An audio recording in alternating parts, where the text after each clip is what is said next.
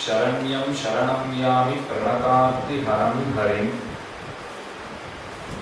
வாழி எதிராசன் வாழி எதிராசன் வாழி எதிராசன் என வாழ்த்துவார் வாழியென வாழ்த்துவார் வாழியென வாழ்த்துவார் தாளிணையில் தாழ்த்துவார் விண்ணோர் தலை. ஸ்ரீமதே ரம்யஜா மாத்ரு மீந்திராய மகாத்மனே ஸ்ரீரங்கவாசினே பூயாத் நித்யஸ்ரீஹி நித்யமங்களம்.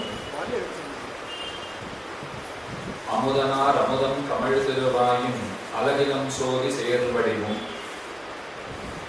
அமுதமென்னவையும் புகருடன் திகழும் துயதாம் முப்புரி நூலும் அமைவுடை குருவாய் அடியவர் கொடியாய் விளங்கும் அண்ணங்காரியர்த்தம் அமுதமென் மொழியும் குமுதமென் மலரே நயனமும் நெஞ்சகலாவே. கூடியிருக்கிற ஆஸ்திக அன்பர்கள் அனைவருக்கும் அடியனுடைய பிரணாமங்களை சொல்லிக்கொண்டு மாசரு சோதிங்கிற தலைப்பிலே சில வார்த்தைகள் பேசத் தொடங்குகிறேன். அடியனை இந்த இடத்துல அறிமுகப்படுத்தி பேசுகிற பொழுது ஸ்ரீமான் குலசேகரன் சுவாமி சனாதன தர்மத்தை தாங்கி பிடிக்கிற தூண் போன்றவர் சுவாமி அப்படின்னு சொன்னார். சனாதன தர்மம் தான் நம்மளெல்லாம் தாங்கி பிடிச்சிருக்கே தவிர நாங்க சனாதன தர்மத்தை தாங்கி பிடிக்கிறேங்கிறது அடியனுடைய அபிப்பிராயம். ஆனா வந்தவாழ வாழ்த்தி பேசணுங்கிற நிர்பந்தம் இருக்கு. அதுக்காக அவர் பிரீத்தியினால அந்த வார்த்தையை சொல்லியிருக்கார். இன்னொன்னு மாசரு சோதிங்கிறத சொல்றச்சு அடியனுடைய காதுல அது மாசுரு சோதின்னு விழுந்தது. மாசுரு சோதின்னு சொன்னால் மாசினை அடைகின்ற சோதி அப்படின்னு அர்த்தம் ஆயிடுது. மாசரு சோதின்னு சொன்னால் மாசினை அறுக்கின்ற சோதி. தலைப்பு அப்படித்தான் இருக்கு. ஆனா அவர் சொன்னதை தப்புன்னு சொல்ல முடியாது. அவர் சரியாத்தான் சொல்லியிருக்காருன்னு தான் சொல்ல போறேன். என் காதல சரியாத்தான் விழுந்திருக்குன்னு சொல்ல போறேன். ஏன்னா ஜீவாத்மாங்கிறவன் மாசினை அடைந்தவனாய் குற்றத்தினை அடைந்தவனாக இருக்கின்றான். அவன் ஒரு சோதி தான், ஒரு ஜோதி, ஒளி வெள்ளமா இருக்கிறவன் தான். ஆனால் மேலே அழுக்கு படிந்திருக்கிறது. அந்த அழுக்கினை அவன் அடைந்தவனாக இருக்கின்றான். அப்ப மாசுரு சோதியா இருக்கக்கூடிய ஜீவன், அந்த ஜீவன் பேர்ல இருக்கக்கூடிய அழுக்கை அறுக்கின்ற ஜோதி மாசரு சோதி ஆச்சாரியன். இப்ப மாசரு சோதின்னு தலைப்பு கொடுத்திருக்கிறேன். மாசு ஒரு குற்றம், ஒரு அழுக்கு. அதை அறுக்கின்ற சோதி ஆச்சாரியன். அதனால ஆச்சாரிய வைபவம்ங்கிறது தான் இன்றைக்கு இங்கே விஷயம். அது ஸ்ரீனிவாசனுடைய திவ்யாஸ்தானத்திலே அவனுடைய திருவடிவாரத்திலே நடக்கிறது. சர்வேஷாம் பிரதமாச்சாரியன் அப்படின்னு கொண்டாடப்படுகிறவன் ஸ்ரீனிவாச பெருமான். அத்தனை பேருக்கும் ஆச்சாரியராக இருக்கக்கூடியவர், பிரதமாச்சாரியனாக விளங்கக்கூடியவர்.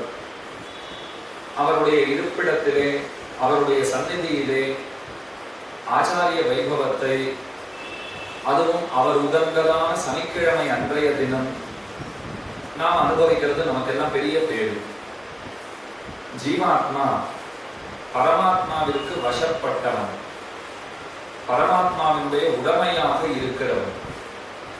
ஆனா ரொம்ப நாளா நாம எப்படி இருந்துட்டோம்னு கேட்டால், அது என்ன அவருக்கு நான் உடைமை, அதை நான் ஒப்புக்கொள்ள மாட்டேன், அவரை போல நானும் அனாதியா இருக்கிறவன் தானே. ஜீவனும் அனாதி, பரமாத்மாவும் அனாதி. அவருக்கும் ஆரம்ப முடிவெல்லாம் ஒன்றும் கிடையாது, ஜீவாத்மாவிற்கும் ஆரம்ப முடிவெல்லாம் ஒன்றும் கிடையாது. அப்படி இருக்கிறச்சே என்னை உடைமை பொருள் என்றும் அவரை உடையவன் என்றும் சொல்லுவது அது எங்கனம் பொருந்தும்? நான் இசைய மாட்டேன் அப்படின்னு ரொம்ப நாளா கொடி பிடிச்சுட்டு இருந்தோம். அவரோட எதிர்த்து சண்டை போட்டுட்டே இருந்தோம். நம்ம ஜெயிக்கணும்னு அவருக்கு ஆசை. ஏன்னா this property belongs to me அப்படிங்கிறார் அவர். நாம என்ன சொல்றோம்? நான் ப்ராப்பர்ட்டி தான், ஆனா எனக்கே சொந்தமான ப்ராப்பர்ட்டி, நான் உனக்குன்னு கிடையாது அப்படின்னு நாம சொல்றோம். அதனால பல முயற்சிகளை அவர் எடுக்கிறார். நான் கூட சட்டத்தை அணுகிறோம் இல்லையா? யாராவது ஒருத்தர் ஆக்கிரமிச்சுட்டான்னு சொன்னால் சாம தான வேத தண்டம் என்னென்ன பண்ண முடியுமோ அதெல்லாம் பண்ணி பார்க்கறதுக்கு ஒரு முடிவுக்கு வருகிறோம். அதை போல அவரும் ஒரு முடிவுக்கு வரார். அவதாரங்கள் எல்லாம் பண்றார். பண்ணி சொல்றார், நீ உடைமை, நான் உடையவன். நாம கேட்கிறதா இல்லை. ஆச்சாரியர்களை பிறப்பிக்கிறார். அவர்கள் மூலமாக தன்னுடைய கருத்தை பெருமான் அனுப்பி வைக்கிறான், சொல்ல செய்கிறான். அந்த ஆச்சாரியர்கள் நமக்கு நயம்பட எடுத்து உரைக்கிறார்கள், நம்முடைய அறியாமையை போக்குகிறார்கள்.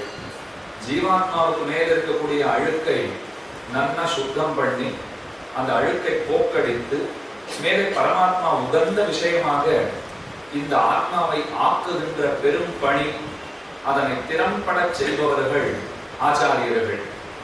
வார்த்தாமாலைங்கிற கிரந்தத்திலே பல உயர்ந்த விஷயங்கள் சொல்லப்பட்டுள்ளன. அதுல ஒன்றை இப்பொழுது விண்ணப்பிக்கிறேன்.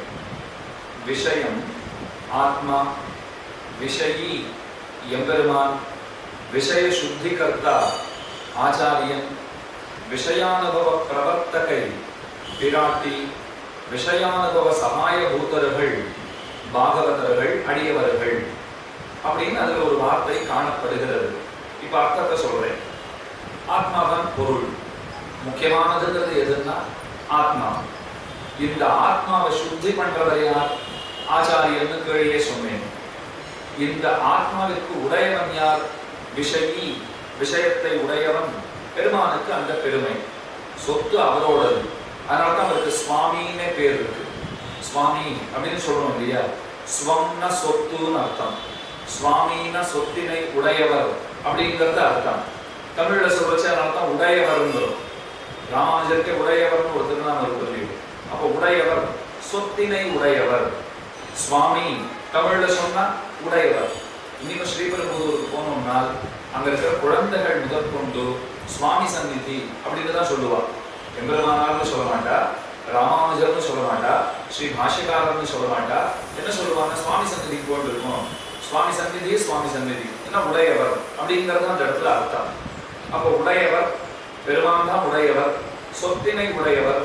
எந்த சொத்தினை உடையவர்? இந்த ஆத்மாவையே தன்னதாக உடையவர். சம்சாரிகள் தங்களையும் மறந்து, ஈஸ்வரனையும் மறந்து, ஈஸ்வர கைங்கரியத்தையும் இழந்து, இழந்தோம் என்கிற இழவு நின்னிக்கே பிளலோகாச்சாரியர் முமுட்சுப்படிங்கிற கிரந்தத்திலே ரொம்ப ஆச்சரியமா சாதிக்கிறார். நாம நம்மளை மறந்து போயிட்டோம், பெருமான மறந்து போயிட்டோம். அவருக்கு கைங்கரியம் பண்றதுக்கு தான் நாமங்கிற அறிவே நமக்கு இல்லாத பொழுது கைங்கரியத்தை இழந்துட்டோம். பிளலோகாச்சாரியருக்கு இதெல்லாம் கூட வருத்தமா தெரியுது. அவர் பெரிய வருத்தம் என்ன தெரியுமா? இழந்துட்டோங்கிற பశ్చాத்தாபம் கூட இல்லையே அப்படிங்கிறார். பశ్చాத்து தாபம் பின்பு வருந்துகள். தமிழ்ல சொல்றச்சே பச்சாத்தாபம் அப்படிங்கிறோம். ஒரு பச்சாத்தாபம் கூட இல்லை அவருக்கு அப்படின்னு சொல்லிடு அப்படின்னா என்ன அர்த்தம் கொடுக்கோ? எல்லாரும் சொல்றாங்க, நம்மளும் சொல்றோம், அவ்வளவுதான் தெரியும். இப்ப பశ్చాத்து தாபம் பின்பு வருந்துகை. ஒரு குழந்தை பரீட்சை எழுதிட்டு வந்தான், நல்ல மார்க்ஸ் வாங்கலைங்கிறது குற்றம் இல்லை, அவன் பாஸே பண்ணல, தேர்ச்சி பெறல. அப்ப வீட்டுல இருக்கிறவன் என்ன சொல்றா? வெயிலானது தான் ஆனே, அதுக்குன்னு கொஞ்சம் வருத்தமாவது இருக்கு அவங்ககிட்ட, பశ్చాத்தாபம் கூட இல்லாத இருக்கே எப்படி அப்படின்னு சொல்றாரு இல்லையோ? அதைத்தான் பிளலோகாச்சாரியர் சொல்றார். நீ ஒன்ன மறந்துட்டே, உடையவனான பெருமானை மறந்து விட்டாய். அது ரொம்ப அதிசயம் இல்லை, ஒன்னையே தெரியலங்கிறச்சு அவர் எங்கிருந்து தெரிய போகுது? அப்ப தன்னை மறந்தான், தன் நாயகனான பெருமானை மறந்தான், தான் அவனுக்கே ஆட்பட்டவன், அவனுக்கு தொண்டு செய்வதே தன் பணி, அத்தையும் மறந்துட்டான், இழந்துட்டான். இப்ப வருத்தம் என்னன்னா, இதெல்லாம் போச்சேங்கிற கவலை கூட இல்லாத இருக்கான இவன். ஆனா அவர் கவலைப்படுறார். நான் சுலபமா ஒரு பதில சொல்லிட்டேன். நான் உடைமை பொருள்னு சொல்லிட்டேன். உடைமை பொருள் என்னைக்கு கவலையே படாது. கையில மோதிரம் போட்டு இருக்கேன், இந்த கழட்டி வச்சுட்டு நான் கீழே இறங்கி போயிட்டேன்னு வச்சுக்கோங்க, பதறி அடிச்சுட்டு நான் ஓடி வருவனே தவிர மோதிரம் படி இறங்கி கீழே வராது. மாமனாராத்த போட்ட மோதிரம் அது விட்டுட்டு போய் எப்படி இது அநியாயமாச்சேன்னு அது கேட்டு வரப்போறதா இருக்கோ அது வராது. நான் தான் கீழே இருந்து மேல பதறி அடிச்சுட்டு ஓடி வர வீட்டுல பதில் சொல்லி ஆகணும். இப்போ அந்த மோதிரம் எங்க தொலைக்கிறது தான் தொலைச்ச, வேற எதையா தொலைச்சிட கூடாதா?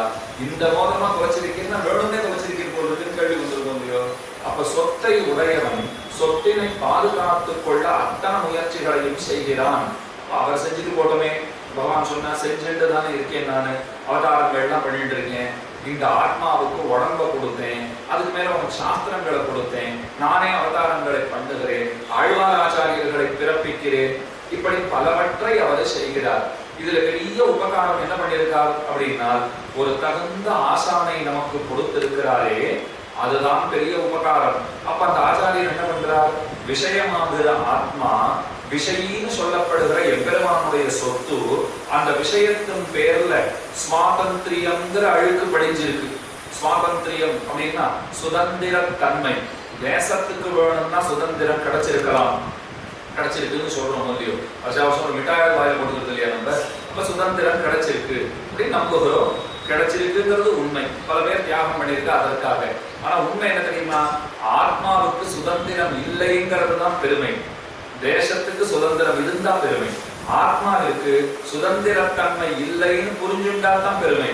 நான் சுதந்திரன்னு தெரிஞ்சுட்டா அது ஒரு பெரிய குறையாக சொல்லப்படுகிறது. அப்படி தெரிஞ்சுக்கிறதே ஒரு அறிவீனம் தான், அறிவின்மை தான். அப்ப நான் சுதந்திரன் அல்லன், நான் பெருமானுக்கு வசப்பட்டவன், நான் பரதந்திரன், இதைத்தான் பாரதந்திரியம்னு சொல்லுவார்கள். பெருமானுக்கு வசப்பட்டவன், அவர் ஆணைப்படி நடக்க தகுந்தவன், அவருடைய சொத்து, இதைத்தான் தெரிஞ்சுக்கணும். அப்போ ஒரு ஆச்சாரியர் என்ன பண்றாருன்னா, நான் சுதந்திரன் நினைச்சிட்டு இருந்தேன், நீ சுதந்திரன் அல்லன்னு எனக்கு அறிவை புகட்டுகிறார்.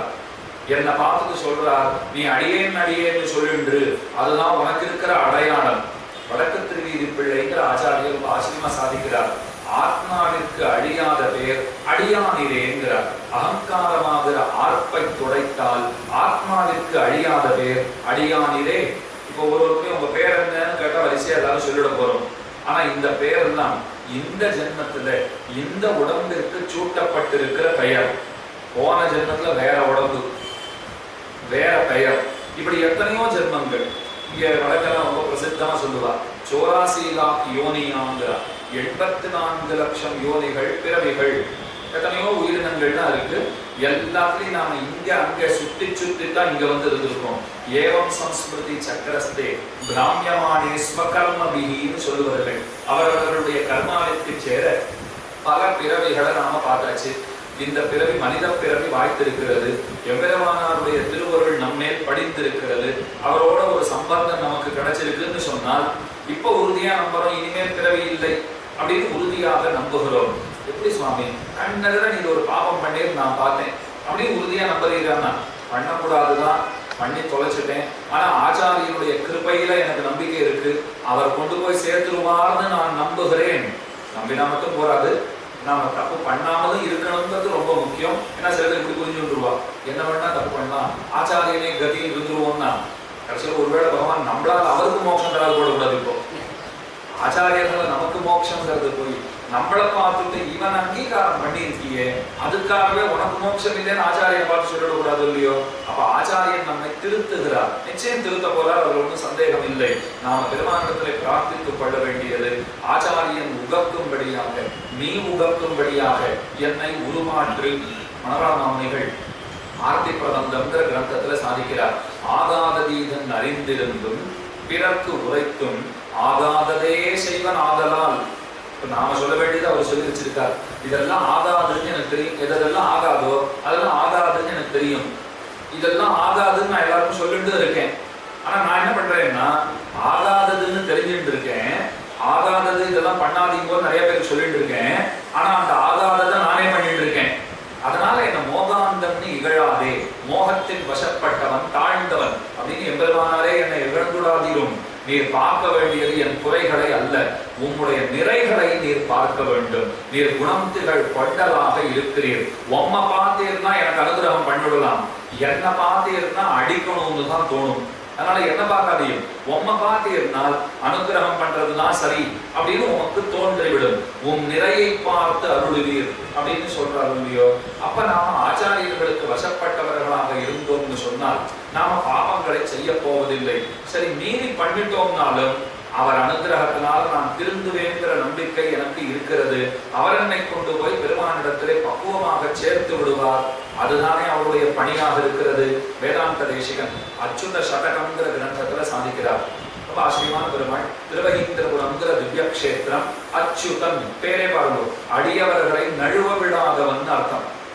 இந்த பேர்ல நம்பிக்கை வச்சுட்டா நாம எங்கேயாவது கவலைப்படுவோமா பாருங்க.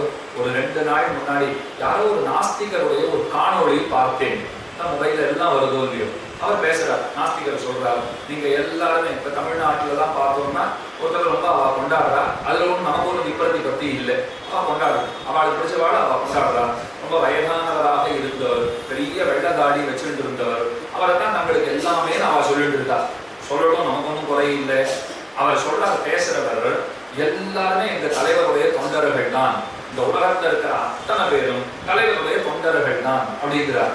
அதுக்கு அவர் சில காரணங்களை வரிசையா சொல்றார். என்னென்னா, நீ கோயிலுக்கு போறியா, பக்தனா, சாமி கிட்ட இதை போடு அதை போடும் கேட்டு இருக்கியா, அப்படின்னா நீ நிச்சயமா நாத்திகன் தான், நீ நிச்சயமா எங்களை சேர்ந்தவன் தான் அப்படின்னு முதல்ல ஒரு பாயிண்ட் வைக்கிறார்.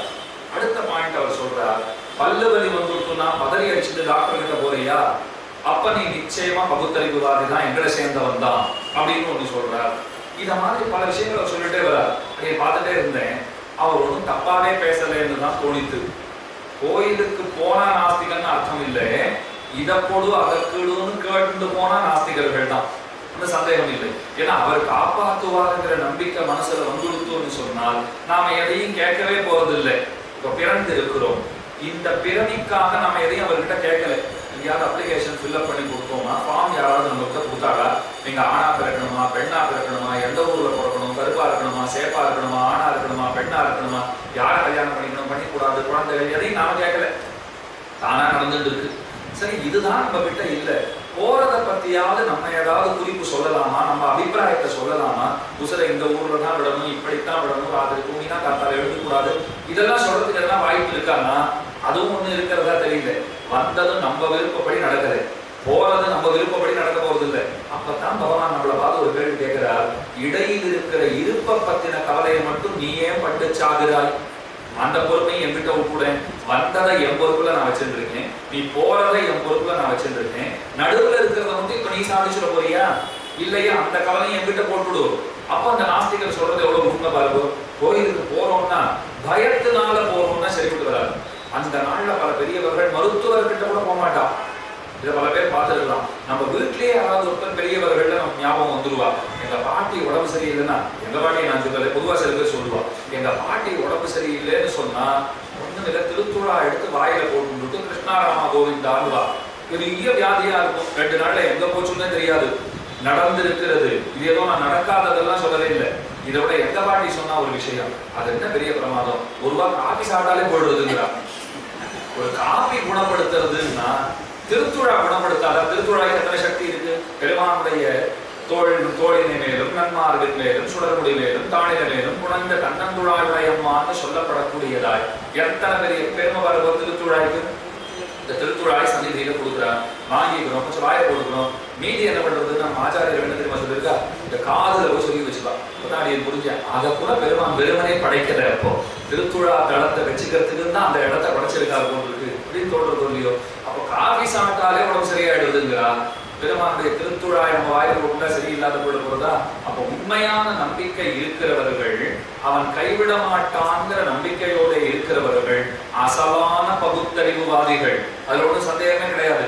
அவர் சரியா தான் சொல்லியிருக்காரு. இப்போ அவ மருத்துவரிடத்துல போகவே மாட்டா, எதையும் செய்து கொள்ளவே மாட்டா, அவன் பார்த்து கொள்வான்ங்கிற நம்பிக்கையோட இருப்பவர்கள். அதைத்தான் அத்தியந்த பாரதந்திரியம்னு சொல்றோம். ஏன் இத்தனை நம்பிக்கைனால்? அவன் அச்சுதனாச்சே சுவாமி, கைவிடாதவனா இருக்கானே சுவாமி, தன் அடியவர்களை ஒரு நாளும் நழுவ விடாதவன் பேர் எடுத்திருக்கானே.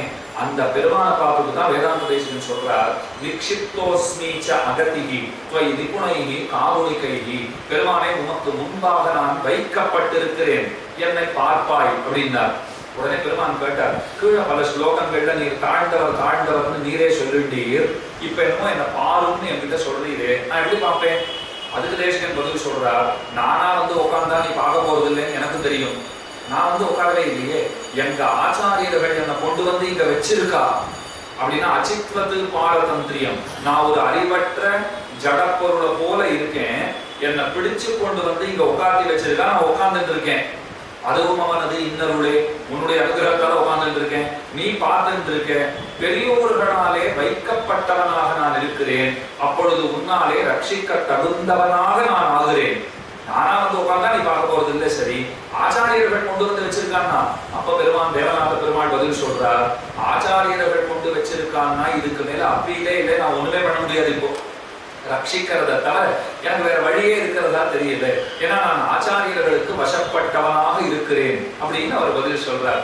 அப்ப ஜீவாத்மா தன்னை சுதந்திரம்னு நினைத்துக் கொள்ளுகிறான், இல்லாத சுவாதந்திரியத்தை இருக்கிறதா நினைச்சுட்டு இருக்கான். அவரும் அனாதி நானும் அனாதின்னு தப்பு கணக்கு போடுறான். அதனால தன்னை சுதந்திரனாக, தனக்கே உரியவனாக, தானே உடமையாளனாக அப்படின்னு நினைச்சுக்கிறான், சுவாமியா நினைச்சிட்டு இருக்கான். அந்த அழுக்க போக்குறது யாருன்னா ஆச்சாரியன்னு ஒருத்தர் அதற்காக தேவைப்படுகிறார். அவர் வருகிறார், விஷயத்தை நல்லா சுத்தம் பண்றார், விஷயி பெருமானுக்கு உரிய விஷயமாக இதனை ஆக்குகின்றார். ஆயாச்சு, பெருமானிட்ட நாம போயாச்சு. பரமபத சோபானம்ங்கிற கிரந்தம் வேதாந்த தேசிகன் அருளி செய்திருக்கிறார். சோபானம் படிக்கட்டு, பரமபதத்திற்கு படிக்கட்டு. அதுல மேல போறதை பத்தி பேசுறார். மேல போயாச்சு, வைகுண்டத்துக்குள்ள நாம நுழையிறோம். அந்த சமயத்துல ஆச்சாரியர்கள் அமர்ந்திருப்பவர்களாம். அவள் ஒருத்தருக்கு ஒருத்தர் பார்த்து சிரித்து கொண்டும் தங்களுடைய அன்பினை பரிமாறிக்கொண்டும் வாழ்த்துக்களை சொல்லிக் கொண்டும் அத்தனை குதூகலத்தோட இருப்பாளாம். என்ன கேட்டுக்கோங்க, நாம உள்ள நுழையிறது நாம. அப்ப அந்த வாழ்த்துக்களை பரிமாறிக்கிறவா யாருன்னா ஆச்சாரியர்கள். ஒருத்தர் ஒருத்தர் கையெல்லாம் தட்டிப்பா போல் இருக்கு, கட்டி அணைச்சிப்பா போல் இருக்கு. பலித்தது நாம கஷ்டப்பட்டது வீணா போலேன்னு அவளுக்கு தான் சந்தோஷமா. ஆனந்த கண்ணீர் அவ கண்ணிலேருந்து வந்துட்டு இருக்குமா. உள்ள நுழையிற நாம கூட ஆனந்த கண்ணீர் விடுறோமா இல்லையாங்கிறது சந்தேகம். நம்மளை பார்த்துட்டு அவளுக்கு ஆனந்த கண்ணீரா. ஒருத்தருக்கு ஒருத்தர் பார்த்துட்டு நாம் செய்த கிருஷி பலித்தது. வேதாந்த தேசிகன் இப்படியே எழுதியிருக்கிறார், நம்முடைய கிருஷி பலித்தது. நாம பார்த்த விவசாயம் வீணா போல பண்பட்டு வந்துட்டான் பாருங்க. இங்கே பெருமானுக்கு ஆட்பட்டவனாய் பரமபதத்துக்கு வந்துட்டான். இந்த ஆத்மா கிடைக்காதான்னு தானே பகவான் ரொம்ப நாளா கவலைப்பட்டு இருந்தார். இதோ வந்துட்டான் பாருங்க அப்படின்னு அவர்களுக்கு எல்லாம் ரொம்ப சந்தோஷமா. நாமும் என்ன தெரியுமா பண்றோம், அவளை பார்த்துட்டு நன்றி அறிதலோட நான் இங்க வரதுக்கு இவாதான காரணம்னு அவர்களை வணங்கிட்டு மேலே செல்லுகிறோம். பகவானுடைய வரவை எதிர்பார்த்து காத்திருக்கிறான். பாதேனாத்யாரோகத்தை உபனிஷத்து வருணிக்கிறது. அவன் திருவடிகளை மெதுவா பிடிச்சிட்டு அவன் திருத்தொடையின் மேல ஏறி நாம் அமருகிறோம். கேட்கறதுக்கு எத்தனை நல்லா இருக்கு பாருங்க. இதெல்லாம் கேட்கறச்சே இப்பவே கிடைச்சுடாதான்னு தான் தோன்றது. ஆனா கீழே இறங்கி போனா ஆசை விட்டு போயிடுது. சொல்றச்சே கேட்கச்சே ஆசையாத்தான் இருக்கு. நன்னா சகசரஸ்தூணா மண்டபம் வந்தவர் எதிர்கொள்ள மாமணி மண்டபத்து அந்தவில் பேரின்பத்து அடியரோடு இருந்தவைன்னு ஆழ்வார் பாடுவார் இல்லையோ. ரொம்ப ஆச்சரியமா 1000 கால் மண்டபம்னு சொல்றார். அதுக்குள்ள நுழையணும். அங்க இருக்கிற ஆச்சாரியர்கள் எல்லாம் பார்த்து கொண்டே தரிசித்துக் கொண்டே மேலே செல்ல வேண்டும். பெருமான் திருவடிகளை மெல்ல பிடிச்சிட்டு மெல்ல மெல்ல அப்படின்னு ஒரு வார்த்தை வேற சொல்றார். பக்கத்துல இருக்கிற ஸ்ரீபூர் நீழைகள் பட்ட மகிழ்ச்சிகள் எல்லாம் உண்டு பாருங்க. ஒரு அம்மாவுக்கு குழந்தை பிறந்தது வச்சுக்கோங்க, பாக்குறதுக்குன்னு எல்லாரும் உள்ள போச்சே. அந்த குழந்தைய அத்தனை பேரும் வாஞ்சியா எடுத்து பார்த்துட்டு இருக்கா. தாய் அப்பதான் பிரசவிச்சிருக்கா. உடம்பு முடியல, உடம்பெல்லாம் நோகிறது. இன்னொரு பிறப்புங்கிற அளவுலையோ உடம்பெல்லாம் நோகிறது. ஆனா அவளுக்கு ஆசை, ஏன்னா இப்பதான் பசும் தளிராட்டம் இப்பதான் குழந்தை பிறந்திருக்கு. தனக்கும் பார்க்கணும்னு ஆசை இருக்கு. ஆனா அப்பா தூக்கி கையில வச்சுட்டு இருக்கா, பக்கத்துல பாட்டி தாத்தாலாம் இருக்கா. குழந்தை இந்த இடத்த பிடிச்சி இப்படி இப்படிங்கிறா, அப்படி இப்படிங்கிற, அப்படியே அம்மா சாயல் அப்பா அப்பவே சொல்லிடுவோம். அப்பதான் பிறந்திருக்கும், 5 நிமிஷம் கூட ஆயிருக்காது. அது எந்த சாயல்ன்றதெல்லாம் அப்பவே தெரிஞ்சிருவாங்கன்னா இவா சொல்லுவோம், அப்படியே அம்மாவை உரிச்சு வச்சிருக்கு அப்படின்னு அம்மாவோட அம்மா சொல்றா. அப்பாவோட அம்மா பாக்குறாரு, அம்மாவோட சாயல்னு சொல்லிட்டாரு. அப்படியே அப்படி முடியாது, என் பிள்ளை அப்படியே வெள்ள விட என் பிள்ளை கணக்கானா இருக்கு குழந்தை அப்படின்னு இவ சொல்லிடுவா. அப்படிலாம் பேசிட்டு இருக்காள் இல்லையோ. அந்த தாயார் பார்ப்போம் பெற்றவள். அந்த உடம்பு முடியலன்னா கூட தனக்கும் கூட கொஞ்சம் இப்படி காட்டுக்கும், கொஞ்சம் இப்படி காட்டுக்கும், தனக்கு பார்க்கணும்னு ஆசை. இது தன் உரிமை, தன் பிள்ளை, தான் இந்த குடும்பத்துக்குன்னு கொடுத்திருக்கிற பெரிய கொடை அப்படின்னு அவன் மனசுல என்னமோ எண்ணமெல்லாம் ஓடுறது. பார்க்கறதுக்குன்னு உடம்ப வருத்திட்டாவது மெல்ல எழுந்து பார்க்கிற இல்லையோ. அப்படித்தான் பகவானுடைய திருத்துடையின் மேலே ஏறி அமரப்போகிற அந்த குழந்தை ஜீவனை பார்க்கறதுக்கு பக்கத்துல இருக்கிற பிராட்டிமார்கள், பரிபாணிச்சிகளான பிராட்டிமார்கள், அவள் ரொம்ப ஆசையோட பக்கத்துல வந்துடுறாளாம். பெருமான் நம்மளை பார்த்து கோசி அப்படின்னு கேட்கிறார். நீ யாரப்பான்னு ஒரு கேள்வி கேட்கிறார். அகம் பிரம்மாஸ்மி, பெருமானே நான் உனக்கு தொண்டன், உனக்கு தொண்டு செய்வதற்காக இங்கே வந்திருக்கிற அடியவன் அப்படின்னு இவர் வார்த்தை சொல்றார். இந்த அடியவன்கிற வார்த்தையை இவர் சொல்லணும்னு சொன்னால் எத்தனை அழுக்கு முன்னாடி கழிச்சிருக்கு. அந்த அழுக்கெல்லாம் கழித்து கொடுத்தவர் யார்? மாசரு சோதியான ஆச்சாரியர். மாசு ஒரு துன்பம், அதாவது இருக்கக்கூடிய ஒரு குற்றம் குறை, அதை அறுக்கின்ற சோதி, இருட்ட போக்குறதுனாலதான் குருனே பேர். ஆச்சாரியனையும் குரு குருன்னு சொல்றோம்னா இருட்ட போக்குறார். குனா இருட்டு, ரூனா இருட்டை போக்கி கொடுக்கை, வெளிச்சத்தை காட்டுறவரா இருக்கார். வெளிச்சத்தை காட்டுறவரே ஆச்சாரியரா இருக்கார். அவர் தான் குரு. அதனாலதான் பரபிரம்மே குருதான் இருக்கார். குருதேவ பரபிரம்ம, குருதான் மேலான பரம்பொருள். குருதேவ பரந்தனம், மேலான தனம் எது, செல்வம் எதுன்னு கேட்டார். குருதான் பெரிய தனம். அவரே கையில வச்சுட்டு இருக்கோம்னு சொன்னா அதுக்கு மேல நமக்கு என்ன வேண்டும்? வேற எதுவும் தேவையே கிடையாது. ஆச்சாரியராகிற தனத்தை பெற்றவன் அவன் ஒரு நாளும் எத்தாலும் குறைபடுவதே கிடையாது அப்படிங்கிறதுதான் நிதர்சனமான உண்மை.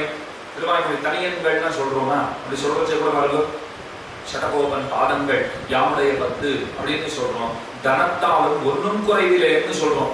ஒரு திருவாய்மொழி அத்தியாபகர் இருந்தார். திருவாய்மொழியை நல்லா கற்றுக்கிட்டார். 1102 பாசுரங்களும் நல்லா தெரியும், அர்த்தம் தெரியாது. ஆனா சொல்லுவார், போய் கைங்கரியம் தான் பண்ணுவார். இந்த தனத்தாலும் ஏதும் குறைவில்லைன்னு வரைச்ச மட்டும் 1003 இருக்கார்.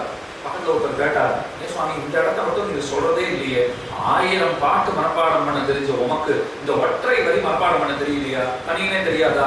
அவர் சொன்னார், நல்லா தெரியும், ஆனா பெருமானுக்கு முன்னே பொய் சொல்ல மனசு இல்லைன்னா. என்ன பொய் சொல்ல மனசு இல்லை? இல்ல தனத்தாலும் ஏதும் குறைவில்லைன்னு நான் எப்படி சொல்லுவேன்? சாப்பாட்டுக்கு என்ன கஷ்டப்பட்டு இருக்கேன். அப்படி இருக்கச்சே இப்படி சொல்ல நான் விரும்பல. ஐயோ நீ புரிஞ்சிருந்தது இவ்வளவுதானா?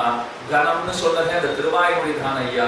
எப்போ திருவாய்மொழிங்கிற தனம் உமக்கு வாய் புகுந்ததோ, கை புகுந்ததோ, நம்மாழ்வார் எப்பொழுது உங்களுடைய வசப்பட்டவராக ஆனாரோ அப்பொழுதே நீர்தான் தனத்தை உடையவர். அங்க தனம்னு சொன்னதே நாம ஏதோ பேங்க்ல சேர்த்து வச்சிருக்கிற தனம், கையிருப்பு, ரொக்கம், இதை பத்தின பேச்சு இல்லை.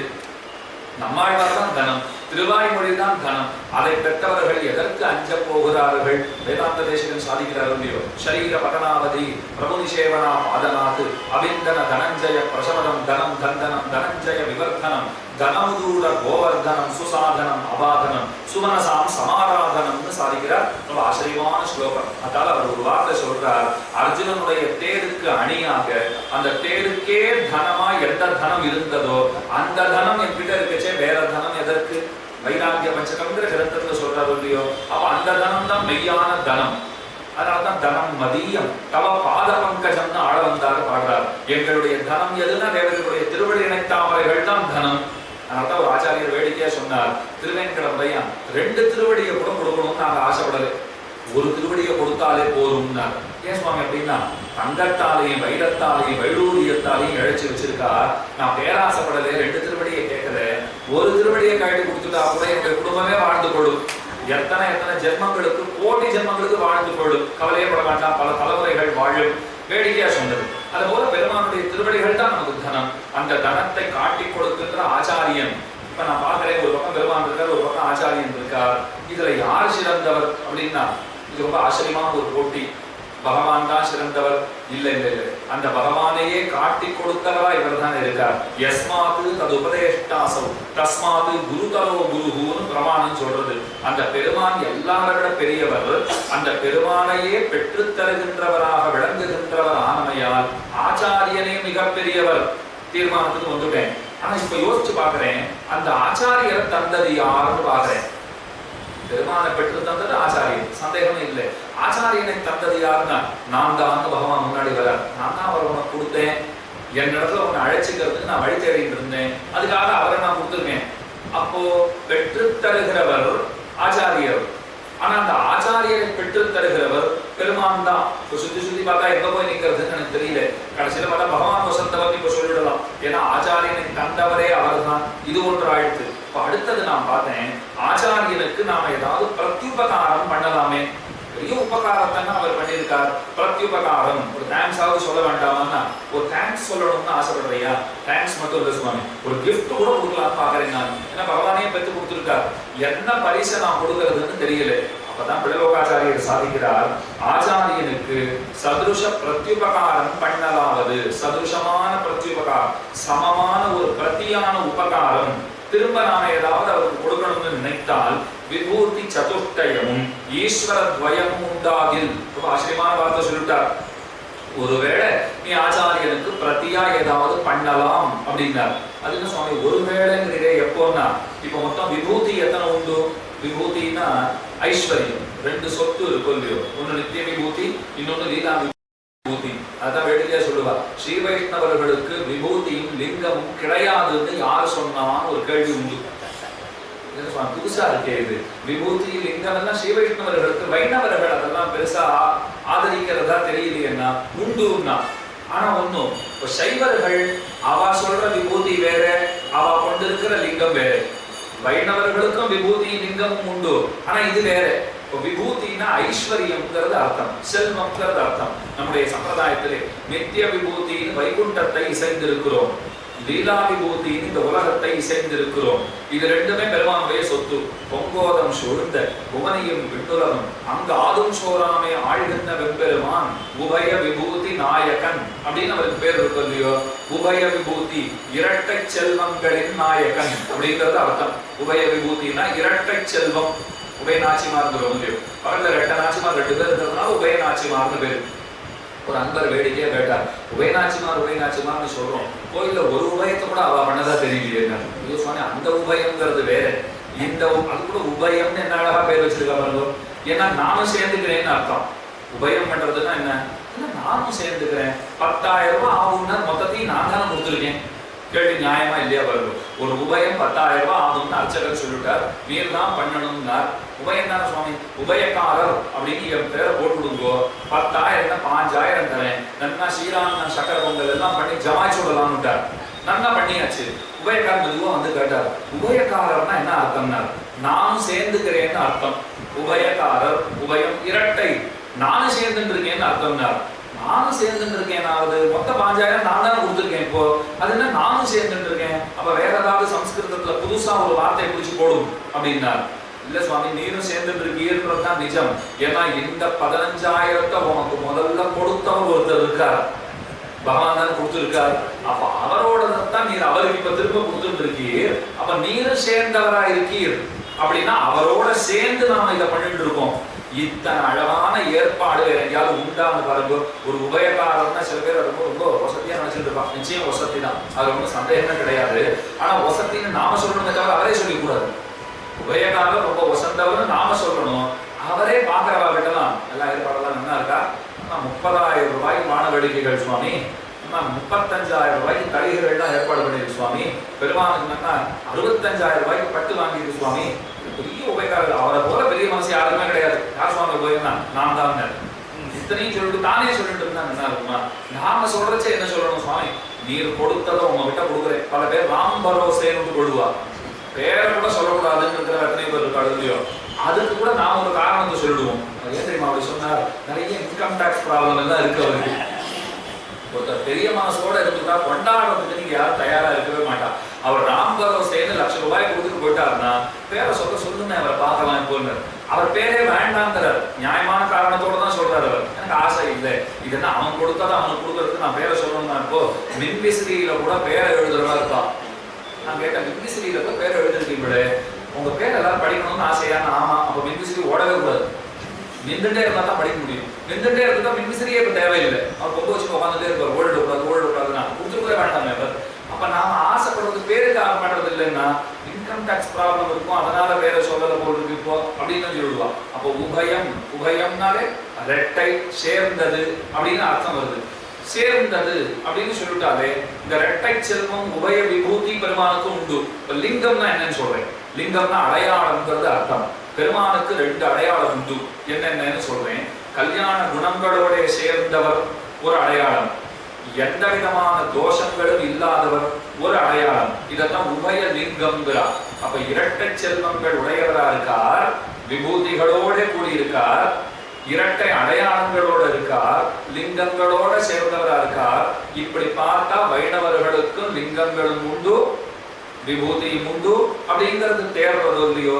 இப்ப ஆச்சாரியனுக்கு பிரத்தியா ஒரு உபகாரம் பண்ண வேண்டும். அவர் என்ன உபகாரத்தை பண்ண முடியும்னா, ஒருவேளை விபூதி துவயம் போல விபூதி சதுஷ்டயம் இருந்து, 2 தான் சொல்லியிருக்கேன், நித்திய விபூதி லீலா விபூதி, இந்த 2 4ஆச்சுன்னு வச்சுக்கோங்க.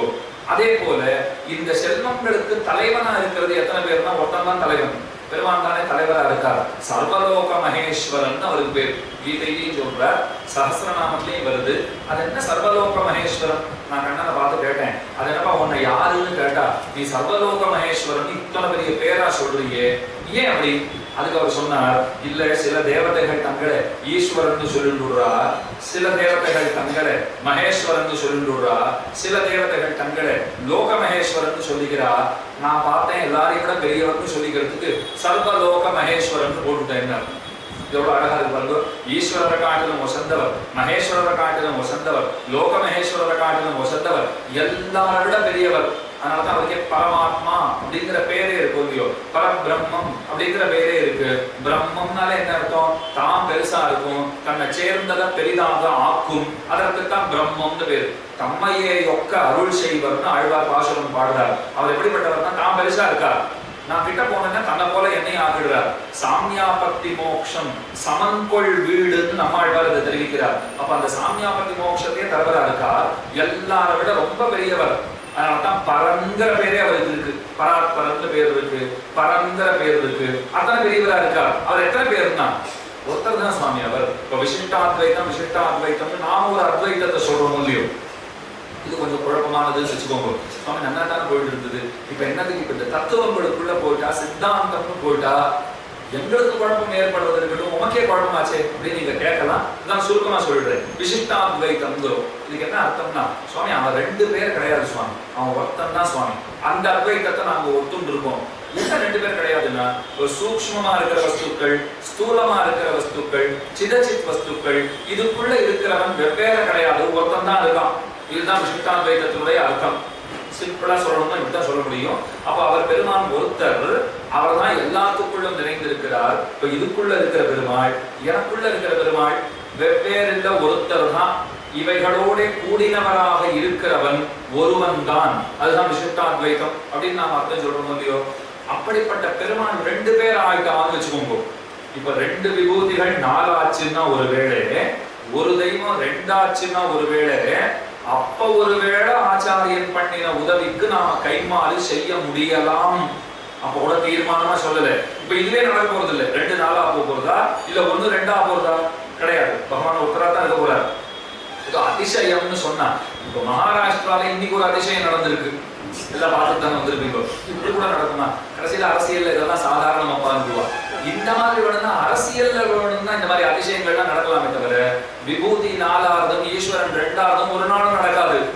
அதுல நீங்க சந்தேகமே பட வேண்டாம். இப்போ ஒருவேளை ஆச்சுன்னா, ஒருவேளை நீ ஆச்சாரியன் பண்ணின உபகாரத்துக்கு பிரத்தியா ஏதாவது செய்ய முடியலாம். அப்ப கூட தீர்மானமா சொல்லலை. அப்ப ஆச்சாரியன் பண்ணி இருக்கக்கூடிய உபகாரத்துக்கு பிரத்தியாக நாம் ஏதும் செய்ய முடியாதுங்கிறது தான் இந்த இடத்துல விஷயமாக சொல்லப்படுகிறது. அப்போ ஆச்சாரியன் சிஷ்யனை பக்குவப்படுத்தி அவனை கொண்டு போய் பெருமானிடத்திலே சேர்க்கிறான். சாஸ்திரம் ரொம்ப அழகா ஒரு வாக்கியம் சொல்றது. பரத்வாஜ சம்ஹிதை அப்படிங்கிற சம்ஹிதையிலே இருக்கக்கூடிய ஒரு வசனம். குருணா யஹா அபிமன்யேத குரும் வா யஹா அபிமன்யதே தாவுபௌ பரமாம் சித்திம் நியமாத் உபகச்சதா. இதுதான் வாக்கியம். அர்த்தம் என்னன்னா, ஆச்சாரியனாலே எவன் அபிமானிக்கப்படுகிறானோ, ஆச்சாரியனை எவன் அபிமானிக்கிறானோ, இருவரும் பரமபதத்தை முறையாக அடைகிறார்கள். பரமபதத்தை அடையறதுக்குன்னு இருக்கிறதுக்குள்ளேயே சுலபமான உபாயம் எதுனால் ஆச்சாரியாபிமானம்னு அதனை சொல்லுவார்கள். ஆச்சாரியாபிமானம்னா இப்ப 2 அர்த்தம் நமக்கு கிடைக்கும். ஆச்சாரியனாலே அபிமானிக்கப்பட்டிருக்கை, ஆச்சாரியனை அபிமானித்து வாழ்ந்திடுகை அப்படின்னு 2 கிடைக்கிறது. இந்த 2மே நம்ம மோட்சத்தை பத்தி கொடுத்துருமா? ஆனா இதுல எது சிறந்ததுன்னு ஒரு கேள்வி வந்தது. இப்ப நான் ஆச்சாரியனை பிடிச்சிட்டு இருக்கேன்னா எனக்கு பேரு கிடைத்தது, மோட்சம் கிடைத்தது. அவன் என்ன தெரியுமா சொல்லுவேன்? ஆமா, அவர் என்ன பெருசா கிருபை பண்ணிட்டார், நான் அவரை பிடிச்சிருந்தேன் எனக்கு கிடைச்சது. ஒரு அகங்காரம் ஏறிடுறது பாருங்க இதுல. அதனால அது சிறந்தது கிடையாது. இப்ப வேதாந்த தேசிகன் சாதிச்சா போலே, நிக்ஷிப்தோஸ்மீச்ச அகதிஹீனார், நான் கதியற்றவன், என்னை கொண்டு வந்து ஆச்சாரியன் இங்கே வைத்திருக்கிறார் அவர். அந்த வார்த்தை என்ன கவனிச்சு பாருங்க. அப்ப நான் ஏதோ பண்ணேங்கிற அகங்காரம் எனக்கு இல்லைன்னு தெரிஞ்சுடுறது. ஆச்சாரியனா பார்த்து அனுகிரகம் பண்ணார் சுவாமி. அப்ப நாம ஆச்சாரியனை பிடிச்சுக்கிறதும் வசந்ததுதான், இல்லைன்னு சொல்லல. ஆனா அதுல ஒரு குறை உண்டு. நான் பிடிச்சிட்டேன்னு நான் நினைச்சுக்கிறதுக்கு வாய்ப்புகள் இருக்கு. இதே ஆச்சாரியன் என்ன பிடிச்சிட்டு இருக்காருன்னு வச்சுக்கோங்க, அந்த முயற்சி கூட என்னோடது இல்லை. இப்போ எனக்கு மோட்சத்தை பெற்றே தருவது அப்படின்னு அவர் தீர்மானமா இருக்கார், எனக்கு பெற்றுக் கொடுக்கிறார். அதனால ஆச்சாரியாபிமானம்னா அதைத்தான் அர்த்தமாக கொள்ள வேண்டும். அதனாலே ஆச்சாரியன் சிஷ்யனை பற்றும் பற்றாகிய பரகத ஸ்வீகாரம் யாதொன்று உண்டோ அதுவே சிறந்தது அப்படின்னு அர்த்தம் இந்த இடத்திலே காட்டுகிறார்கள். அப்படி இருந்தவா யாராவது உண்டான கேள்வி. நீங்க ஆண்டாளே எடுத்துக்கோங்க. ஆண்டாள் திருநாமே ரொம்ப அழகு. பரமனையே ஆண்டவள், தமிழினை ஆண்டவள், தன் தமிழினாலே பக்தர்களை ஆண்டவள், இப்படி பல பெருமைகள் அந்த திருநாமத்துக்கு சொல்லலாம். அந்த ஆண்டாள் கண்ணனை காதலித்தாள். எல்லாருக்கும் தெரிஞ்சிருக்கிற சரித்திரம். வானிடை வாழும் வானவருக்கு மறையவர் வேள்வியில் பகுத்தமதி கானிடை தெரிவதோர் நரிபுகுந்து கடப்பதும் மோப்பதும் செய்வதொப்ப ஊனிடையாடி சங்குத்தவர்க்கென்று உன்னித்தெழுந்தவன் பரமுலைகள் மானிடவர்க்கென்று பேச்சிற்படில் வாழவில்லேன் கண்டாய் மன்மதனே அப்படின்னு சுஸ்பஷ்டமா பாடியிருக்கா. பெருமான தவிர யாரையும் மணக்க மாட்டேன், நான் அவருக்கே ஆட்பட்டவள் அப்படின்னு உறுதியோட இருக்கா. ரெண்டு விஷயத்துல அவளுக்கு நம்பிக்கை இருந்தது முதலிலே. அதெல்லாம் காட்டிலும் பெரிய நம்பிக்கை வச்சுட்டு இருந்தா. அது மேல சொல்றேன். பக்கத்துல தோழி அமர்ந்து இருக்கிறாள். ஆண்டாளை பார்த்தா ரொம்ப பாவமா இருக்கு தோழிக்கு. பாவம், எத்தனை கண்ணன் இடத்துல காதல் வைத்து இருக்கிறாள். ஆனா கண்ணன் என்னமோ திரும்பி பார்க்கறதா கூட தெரியலையே இவளை. ஐயோ பாவம். ரெண்டு விஷயத்துல பெரிய நம்பிக்கை இவளுக்கு. அந்த நம்பிக்கை கூட வேலை செய்யாது போல் இருக்கே அப்படின்னு தோழி நினைத்து கொண்டிருக்கிறாள். அது என்ன ரெண்டு விஷயம் அப்படின்னா, பெருமான் சொன்ன வார்த்தை முதல் விஷயம். சத்ருதேவ பிரபன்னாயன்னு சொல்லியிருக்கார். மித்ர பாவேன சம்பிராப்தம் ந த்யஜேயம் கதஞ்சன தோஷோ யத்யபி தஸ்ய ஸ்யாத் சதாமேதது அகர்ஹிதம். ஸ்ரீராமனுடைய வாக்கியம். ராமாயணத்துல விபீஷணன் பெருமானை சரணமடைய வந்த போது ராமன் என்ன சொல்லியிருக்கார்? மித்ர பாவேன சம்பிராப்தம் ந த்யஜேயம் கதஞ்சன. மித்ர பாவேன பொய்த்தோற்றத்துக்காக நண்பன் என்று சொல்லிக்கொண்டு வந்தவன் விரோதியேயாக இருப்பினும் அவனை நான் கைவிட மாட்டேன். நம்மாழ்வார் பாடுவார் பாருங்க, பொய்யே கைமை சொல்லி புறமே புறமே யாடி மெய்யே பெற்றொழிந்தேன் விதிவாய்க்கின்னு காப்பாரார். அங்கே விதினா பாக்கியம்னு அர்த்தம். நாம சாதாரணமா அவரவர் விதி வழி அடைய நின்றனரே. எங்கேயாவது ஏதாவது ஒரு கஷ்டம் ஏற்பட்டு போச்சு, ஒரு துன்பம் ஏற்பட்டு போச்சுன்னா உடனே எங்களுக்கு ஆசை, ஒரு பாட்டு எடுத்து சொல்லணும்னு ஆசை. ஒரு அருளிச்சை சந்தையை சொல்லி அவருக்கு ஒரு ஆறுதலை நாம சொல்ல வேண்டாமா? அவரவர் விதி வழி அடைய நின்றனரேன்னு ஆழ்வாரே பாடுட்டார். ஆழ்வார் சொன்னார், அப்பா நீ சொல்ற அர்த்தத்துல நிச்சயமா நான் பாடலைங்கிறார். அந்த இடத்துல விதினா இப்ப நாம எல்லாம் தலைவிதின்ற பாருங்க, அந்த அர்த்தத்தை ஆழ்வார் சொல்லவே இல்லை. அங்க விதினா அவரவருடைய பாக்கியப்படி அவள் கிடைக்கிறதுங்கிற அர்த்தத்துல அவர் சொல்லி வச்சிருக்காரு. அத போல இந்த இடத்துல விதிவாய்க்குன்னு காப்பாரார். பெருமானுடைய அனுகிரகம் எனக்கு கிடைச்சிருக்கு, நான் அப்படியே திக்கு முக்காடி போயிருக்கேன், யாரு காப்பாற்ற முடியும்? இப்போ ஆண்டாள் பாடுறாங்க, செங்கட் சிரிச்சிறுதே என் மேல் விழியாவோம்னா கொஞ்சம் கொஞ்சமா பாருங்க. நான் போய் கேட்டேன், கேட்கறதா கேட்கறேன், நன்னா பார்க்க கூடாது அவர்னா. அவர் நன்னா பார்த்துட்டா அந்த வெள்ளத்தை யாரு இப்ப தாங்கிக்கிறது? நம்மளால அது முடியுமான்னு பாருங்க. குச்சேலர் அவரை கொண்டு வந்து கொடுத்தார். கண்ணன் சாட்டிலே இருந்தார். இவர் பாவம் யோசிக்கிறார், குச்சேலர் நான் தனம் கேட்பேனா மாட்டேனா, வீட்டுக்கு போய் என்ன பதில் சொல்றதுன்னு தெரியல. இவன் வந்து அவளையே நம்ம காணாதது கண்டா போல சாப்பிட்டு இருக்கார். எப்படி பேசுறதுன்னு தெரியல. திடீர்னு ருக்மிணி பிராட்டி வந்தா வாயில கையை வச்சு போறோம், சாப்பிட்டது போறோம், இதோட நிறுத்திக்கும் அப்படிங்கிறா. அவன் என்ன தெரியுமா நினைச்சிட்டு இருந்தா, செங்கண் சிரிச்சிறுதே விழிக்க வேணும் பெருமானே, நீ ரொம்ப நல்லா பார்த்துட்டு இருக்கீங்க, அங்க நிறைஞ்சிட்டு இருக்கு அவர் வீட்டுல செல்வம் அளவில்லாத போயிட்டு இருக்கு. இப்போ போறோம், இது இருந்தாலே அவர் சௌக்கியமா இருப்பார், நிறைய கொடுத்தாச்சு அப்படிங்கிறாள் அவள். அது இவருக்கு அப்ப புரியல இல்லையோ. அப்ப நன்னா அவர் பார்த்தா அந்த கடாட்சத்தை தாங்கிக்கிற அளவுக்கு நம்ம கிட்ட சக்தி நிச்சயமா கிடையாது. ஸ்வதீக்ஷண சுதா சிந்து வீச்சி விக்ஷேப சீக்கரைஹி காருண்ய மாருதானீதைஹி சீதலைஹி அபிஷிஞ்சமாம்னு பாசுரம் இருக்கும் இல்லையோ. திருக்கச்சிரம்பிகள் தேவப்பெருமாள் பார்த்து ஆச்சரியமா சாதிக்கிறார். புறத்தாழ்வான் சொல்றார், ஹஸ்தீஷ தவ திருஷ்டியமிருத விருஷ்டிபிர் ஆவஜேதாஹாங்கிறார். ஏ தேவப்பெருமாளை கொஞ்சமா பாரு, அதுவே போதுமேங்கிறார். ஏன் நிறைய பார்த்தா தாங்கிக்க முடியாது எங்களாலே, நீ கொஞ்சமா பார்த்தாலே அத்தனை அருள் வெள்ளத்தை எங்கள் பேர்ல பாய்ச்சுடுவியே, அதுவே போதுமே அப்படின்னு சொல்றாரு இல்லையோ. அந்த மாதிரி பெருமானாலே பார்க்கப்படுகிறது யாதொன்று உண்டோ அது மிகவும் சிறந்தது. அதைத்தான் ஆழ்வார் சொல்றார், பொய்யே கைமை சொல்லி புறமே புறமே ஆடி. நான் என்ன பண்ணிட்டு இருந்தேன் தெரியுமா? புளிய மரத்தின் கீழே உட்கார்ந்துட்டு இருந்தேன். பெருசா பக்தி எல்லாம் ஒண்ணும் கிடையாது, எனக்கு பெருமானே தெரியாது. ஆனா நிறைய பேர் அப்படி கொண்டே இருந்தா. அவளை பார்த்து கேட்டேன், எல்லாம் எங்க போறீங்கன்னு கேட்டேன். தூரத்துல ஒரு கோயில் இருக்கு, பெருமான் திருநாமங்களை சொல்லிட்டே போவோம். போனா அங்க என்ன சுட சுட முந்திரி பாதாம் எல்லாம் போட்டு சக்கர பொங்கல் கொடுக்குறா, தத்தியன்னம் வெண்ணெய் எல்லாம் போட்டு தயிர் சாதம் பண்ணி வச்சிருக்கா. ரொம்ப போக்கியமா இருக்கும். அதுக்காக போயிட்டு இருக்கோம்.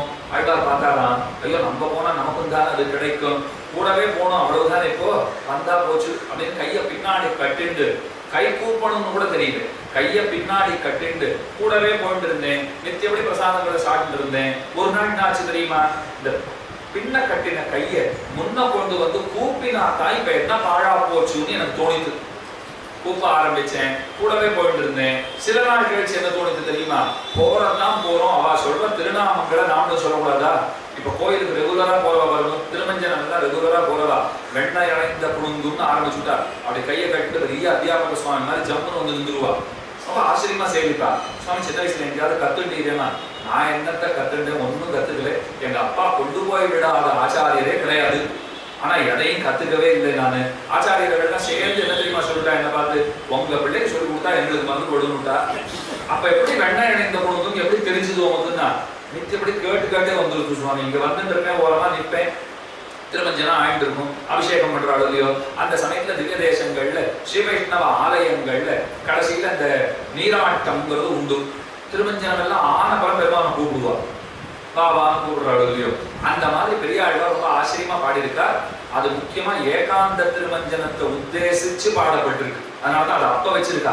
ஏன்னா லௌகிகமா லோகாந்தமா திருமஞ்சனம் ஆன பிற்பாடு கரையை போட்டுட்டு உள்ள ஒரு திருமஞ்சனம் நடக்கும். இது நிறைய பேருக்கு தெரியாது. அது உள்ளுக்குள்ள நடக்கும்னு பெருமாள் என்ன பல பல பலன்னு முதல்ல வெளியில பண்றச்சே திருமஞ்சனத்தை அவருக்கு வசப்பட்டவாட போல அர்ச்சகாய் கொண்டுவா. உள்ள பண்றச்சே தங்களுக்கு பெருமான் வசப்பட்டவனா நினைச்சு பண்ணுவா. இதுதான் வேறுபாடு. ஒரு வீட்டிலேயே வளர்ந்தோம், குழந்தைய அம்மா அப்பா இருக்கிறச்சே நடத்துறது ஒரு மாதிரி இருக்கும். ஏன்னா இப்ப காலம் எப்படின்னா, அப்பா ரொம்ப வாசத்தோட இருப்பார், குழந்தை பேர கையே வைக்கக்கூடாது, குழந்தைய மிரட்டவே கூடாது அப்படின்பார். அம்மா இதை அடிச்சாதான் வழிக்கு வரும்னு அவளுக்கு தான் தெரியும். இப்ப அப்பா இருக்கச்சே நடந்துக்கிறது ஒரு மாதிரியா இருக்கும். அப்பா கிளம்பி ஆபீஸ் போயிட்டாருன்னா அப்பா நடந்துக்கிறது ஒரு மாதிரியா இருக்கும். குழந்தையும் சொல்லும், அப்பா ஆபீஸ்ல இருந்து வரட்டும், என்ன பண்ற பாருனா அப்படின்னு அதை சொல்லி வச்சிருக்கோம். அத போல இந்த அர்ச்சகர்கள் கரைய கலந்து வச்சிருந்தா பெருமான கையாளுற விதம் அது ஒரு விதம். கரைய போட்டாச்சுன்னா கரை சேர்ந்தாச்சோ இல்லையோ, இப்ப நீ மாட்டின எங்க கிட்ட வா, ஏகாந்த திருமஞ்சனை என்ன பாடுபடுத்துற உன்னை படபடன்னு ஆக்கி பக்தர்களுக்கு நாங்க காட்ட வேண்டாமா? அதுக்காகத்தான் அந்த நீராட்டத்தை அப்ப வச்சிருக்கா. வெண்ணெய் அடைந்த குழுங்குன்னு பாடுறாள் இல்லையோ, அதெல்லாம் பாடி ரொம்ப ஆச்சரியமா கைங்கரியம் பண்றாரு. அந்த சமயத்துல ரொம்ப அழகா பாடுறாரு. எப்படி சுவாமி வந்ததுன்னா கேட்டே வந்துருச்சு. அதைத்தான் ஆழ்வார் இடத்த சொல்றார், ஏதோ பிரசாதம் கொடுக்குறாளேன்னு போக ஆரம்பிச்சேன், பின்ன கட்டிட்டு இருந்த கையை முன்ன கொண்டு வந்து கை கூப்பிட்டு போக ஆரம்பிச்சேன், அவ சொல்றதை நாமளும் தான் சொல்லுவோமேன்னு வாய் வார்த்தைக்காக சொல்லிட்டு இருந்தேன். பாவபூர்த்தியோட சொன்னவன் நல்லேன். அது நாளாக நாளாக என்ன ஆயிடுதுன்னா, இப்ப எனக்கு பிரசாதம் கொடுப்பாங்கிறதே மறந்து போச்சு. போறதே அவன் திருநாமத்தை சொல்றதுக்கு தான் போக ஆரம்பிச்சுட்டேன்.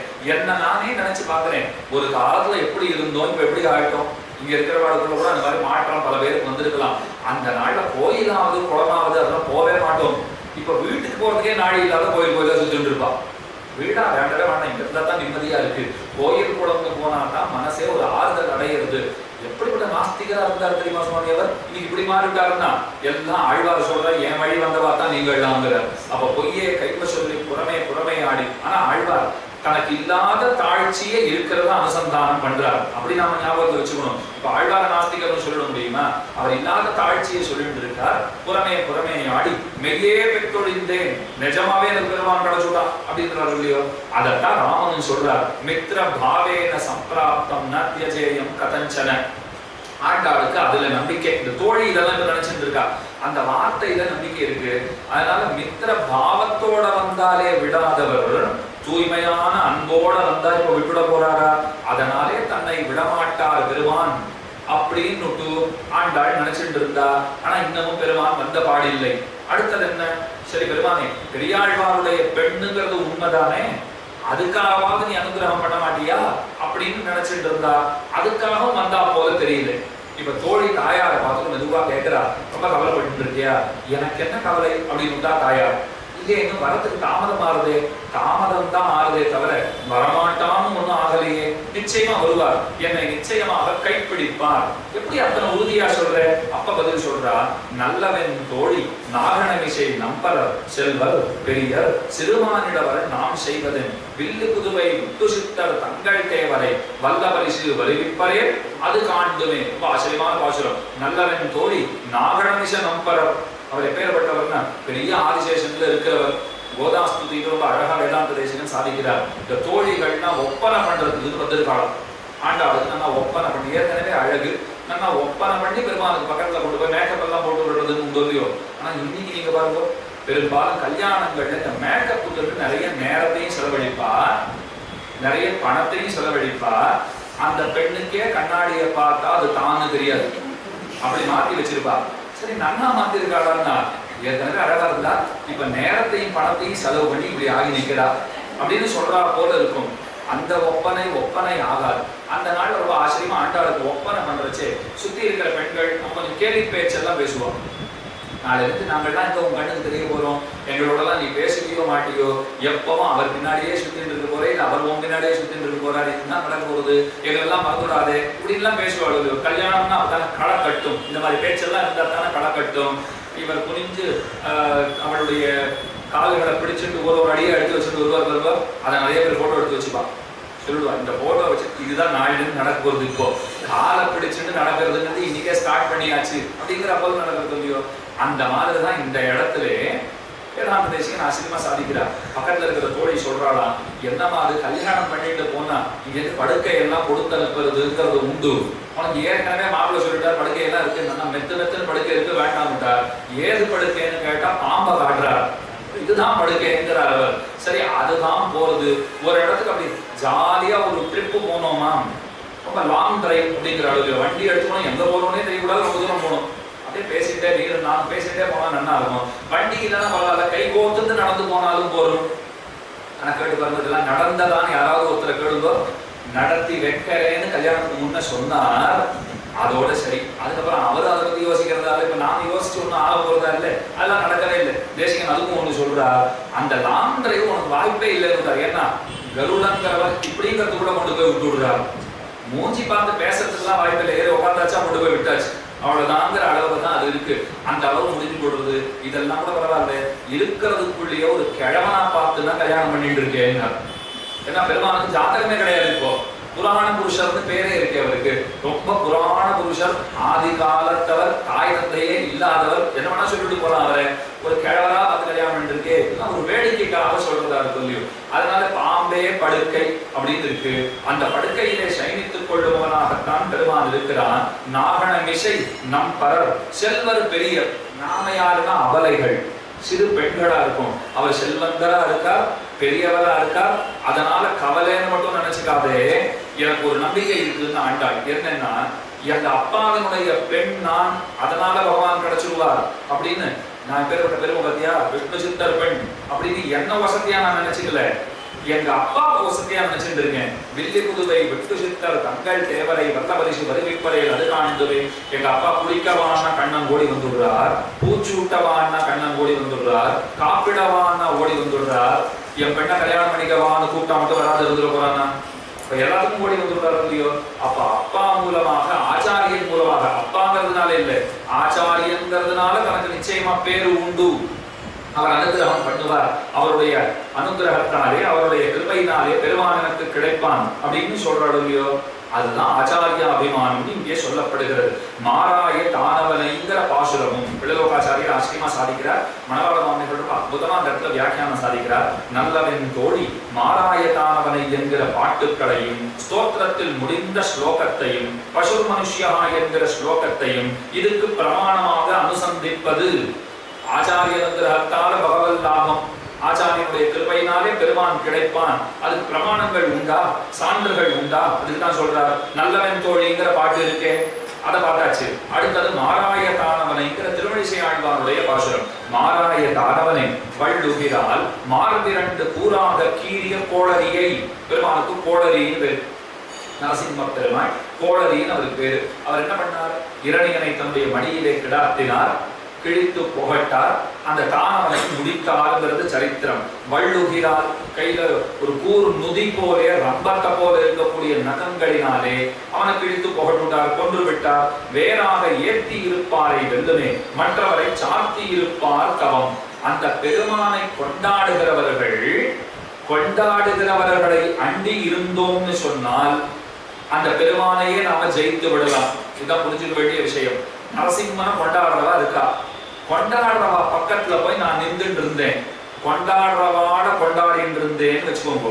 கொண்டாடுறவாட கொண்டாடினாலே நரசிம்மனே எனக்கு தெரியாது, நரசிம்மனை கொண்டாடுறவாட நான் கொண்டாடி இருக்கேன். இப்ப எனக்கு என்ன கிடைச்சதுன்னா நரசிம்மனையே ஜெயித்தவனாக நான் ஆகிவிட்டேன்.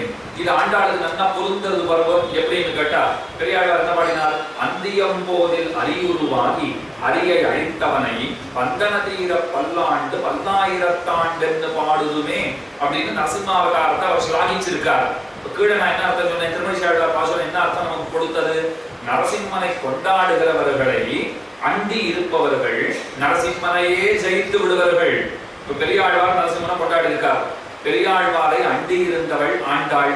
அதனால இப்ப என்ன கிடைச்சதுன்னா நரசிம்மனையே ஜெயிக்க பெற்றவளாக அவள் விளங்குகிறாள் அப்படிங்கிற ஏற்றம் கிடைக்கிறது. இப்ப ரெண்டு பிரமாணத்தை பார்த்தாச்சு. நல்லவன் தோழிங்கிறது ஒரு பிரமாணம், மாராயணவனைங்கிறது ஒரு பிரமாணம். அடுத்தது ரொம்ப ஆச்சரியமான ஸ்லோகம், ஸ்தோத்திர ரத்னம்னு கொண்டாடுறோம் போது ஆளவந்தார் ஸ்தோத்திரம்னு சொல்லுவார்கள். ஆச்சரியமான கிரந்தம். அதுல சாதிக்கிறார், அகிருத்திரிமத்வ சரணாரவிந்த பிரேம பிரகடசாவதி ஆத்மவந்தம் பிதாமகம் நாதமுனிம் விலோக்கிய பிரசீதமத்வ சிந்தயித்வான்னு ஸ்லோகம். இது எந்த ஸ்லோகம் தெரியறதோ இல்லையே, இந்த ஸ்லோகம் நிச்சயமா நமக்கு தெரிஞ்சிருக்கணும். இப்ப அடி என்ன அறிமுகப்படுத்துறச்சே கூட அந்த சுவாமி என்ன சொன்னார்? கீர்த்தி மூர்த்தி பிரதிவாதி பயங்கரம் மகாவித்வான் அனகராச்சாரிய சுவாமியினுடைய கொள்பேரனார். அது ஒண்ணுதான் அடையாளம், வேற எந்த அடையாளமும் அடையாளமே கிடையாது. மற்ற எதனாலையும் அடியன் உயர்வு பெற்றவன் அல்லே. ஒரே பெருமை எதுன்னு கிடைக்காத இல்லைன்னு சொல்ல முடியாது. அவர் பண்ண அது குறையா இருக்கலாம், இவன் தான் கொள்ளு பேரனா கடைசியிலே அந்த குறையா அவர் பட்டுக்கலாமே தவிர, ஒன்றும் தெரியாத இந்த பிள்ளை கொள்ளு பேரங்கிற கவலை அவருக்கு ஏற்படலாமே தவிர அவர் தான் தாங்கிறது இப்ப பெருமையா தான் இருக்க போறது. இப்போ நிச்சயமா அதுதான் பெருமை. இந்த பெருமையை அவசியம் சொல்லுங்கிறார். நாம பெருமைப்படுறோம் இல்லையா? நம்ம பெரியவாளை நினைச்சு நாம பெருமைப்படுறோம், நம்ம ஆச்சாரியனை நினைச்சு நாம பெருமைப்படுறோம். இப்ப ஏற்பட்ட ஆச்சாரியன் எனக்கு கிடைத்தால் போலே ஒருவருக்கு கிடைக்க வாய்ப்புண்டோ அப்படின்னு ஒரு ஸ்ரீ வைஷ்ணவர் சொல்றாருன்னு சொன்னால், சுவாமி அப்படின்னா மார்க்கத்தை கூடாது, கர்வப்படக்கூடாதுன்னு ஒருத்தர் சொல்றாளா? இப்படித்தான் கர்வப்பட்டுக் கொள்ள வேண்டும். நான் பாரதியன், பாரத தேசத்தை சேர்ந்தவன், நான் இந்தியன். இப்பதான் உபன்யாசம் கேட்டு வந்து அகங்காரம் எல்லாம் கூடாதுன்னு சொல்லியிருக்காப்பா. இந்த மாதிரிலாம் அகங்காரப்படாதுன்னா நான் இன்னொரு நாட்டுக்காரங்க சொல்லி அவன் மட்டம்னு சொன்னதானே தப்பு. இப்போ நான் வசந்தவன் சொல்றேன், நான் வைணவன் பெருமைப்பட்டு அதுல யாருக்கு தப்பே சொல்ல போறது இல்லை. மத்தவா மட்டம் மத்தவா தாழ்ந்தவான்னு எங்காவது பொது இடத்துல சொன்னா அது தப்பு.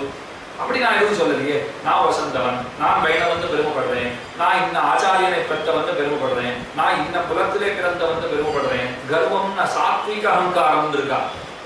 மற்றவாளை தாழ்த்தி பெருமைப்பட்டா தான் தப்பு. நான் எனக்கு பெருமான் கொடுத்திருக்கிற பிரசாதமா இதை நினைச்சிட்டு இருக்கேன்னா அது பெருமைதானே. அதை போலத்தான் ஆளவந்தார் ரொம்ப ஆச்சரியமா தெரிவிக்கிறார். அகிருத்திரிமத்வ சரணாரவிந்த பிரேம பிரகடசாவதி ஆத்மவந்தம் பிதாமகம் நாதமுனிம் விலோக்கிய பிரசீதமத்வ சிந்தயித்வா.